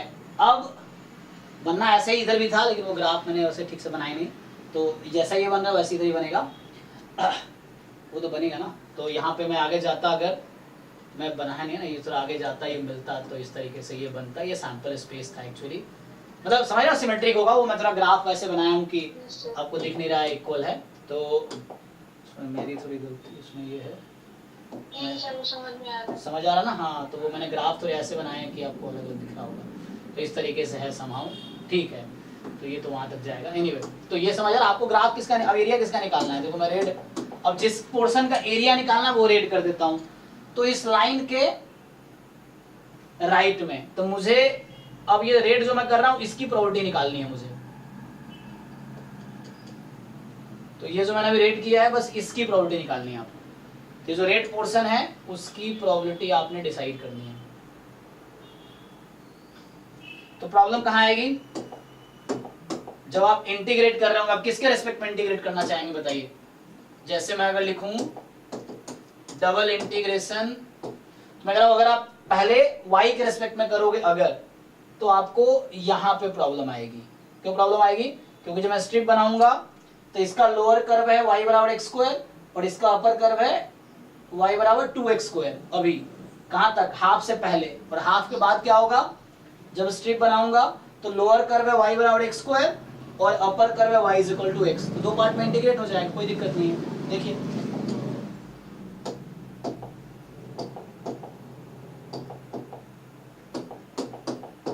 ठीक है ना, तो इसको आप इंटीग्रेट कर लीजिए दो पार्ट में, समझ आया कि नहीं, तो ज्वाइंट पीडीएफ तो ये है alpha mod x dy dx, alpha mod x dy dx, तो y की यहां पे ले रहा हूं मैं लिमिट पहले जब x 0 से 1/2 के बीच है ना, जब x 0 से 1/2 है, तो मेरा y बराबर लोअर कर्व क्या है, x 0 से y बराबर एक्स स्क्वायर ना, हाँ, और अपर कर्व क्या है, ये 2x स्क्वायर था, y बराबर है ना, अपर कर्व जो है, सो ये 2x स्क्वायर हो गया। अब जब x मेरा हाफ से 1 के बीच है, तो लोअर कर्व क्या है, ये लोअर कर्व कौन सा है, एक्स स्क्वायर ही है, और अपर कर्व क्या है, y is equal to x, ये अपर कर्व बन गया, तो y is equal to x, कर लीजिए, इंटीग्रेट हो जाएगा अब बस, हाँ, अब आप देख लीजिए x तो आपका पॉजिटिव है हर केस में, तो मॉड x को x लिख दीजिए, अब कोई दिक्कत नहीं है, ठीक है। आई थिंक तो अब इस बैच को अभी आज के लिए यहीं पे स्टॉप करते हैं, तो इस 7 to 9 डाउट में चला गया, कोई बात नहीं, तो अभी डाउट क्लास 6 to 7 चलेगा, अब अगले क्लास में स्टार्ट करूंगा ये वाला टॉपिक, ठीक है ना, तो नेक्स्ट क्लास जो होगी अब वो एक्चुअली, क्योंकि मुझे संडे को जाना है मुंबई, पुणे, नासिक, सब मैं जा रहा हूँ टूर पे, लेकिन क्लास लूंगा मैं, ठीक है ना, मतलब घूमने जा रहा हूँ, तो नेक्स्ट वीक क्लासेस होंगी, कभी कैंसिल भी होंगी, हो भी सकती हैं, तो महाराष्ट्र जा रहा हूँ गणपति में ऐसे ही घूमने, तो रात तो क्लास होगी, मैं बताऊंगा लैपटॉप से ही क्लास होगी जब होगी, तो नहीं होगी तो बता दूंगा वो भी ग्रुप पे, बट क्लास नेक्स्ट वीक में क्लासेस तो लूंगा मैं। तो उसमें हम ये स्टार्ट करेंगे स्टैंडर्ड मल्टीवेरिएट डिस्ट्रीब्यूशन, ठीक है। तो ये स्टार्ट होगी, तो कल तो क्लास है, मैं संडे को जाना है मुझे, तो कल क्लास होगी, उसके बाद जैसे भी होगा मैं ग्रुप पे अपडेट करता रहूँगा। ये है, ठीक है ना। तो मिलते हैं यहाँ पे, ये टॉपिक 1-2 क्लास में कंप्लीट हो जाएगा। बाकी ये मैं ऐसे फर्स्ट बैच में करा भी रखा है, तो वहाँ से भी आप हेल्प ले सकते हो, बाकी लाइव तो कराऊंगा इसमें, ठीक है। चलो मिलते हैं नेक्स्ट क्लास में, अभी 9 to 11 स्टार्ट करेंगे। Thank you. Thank you.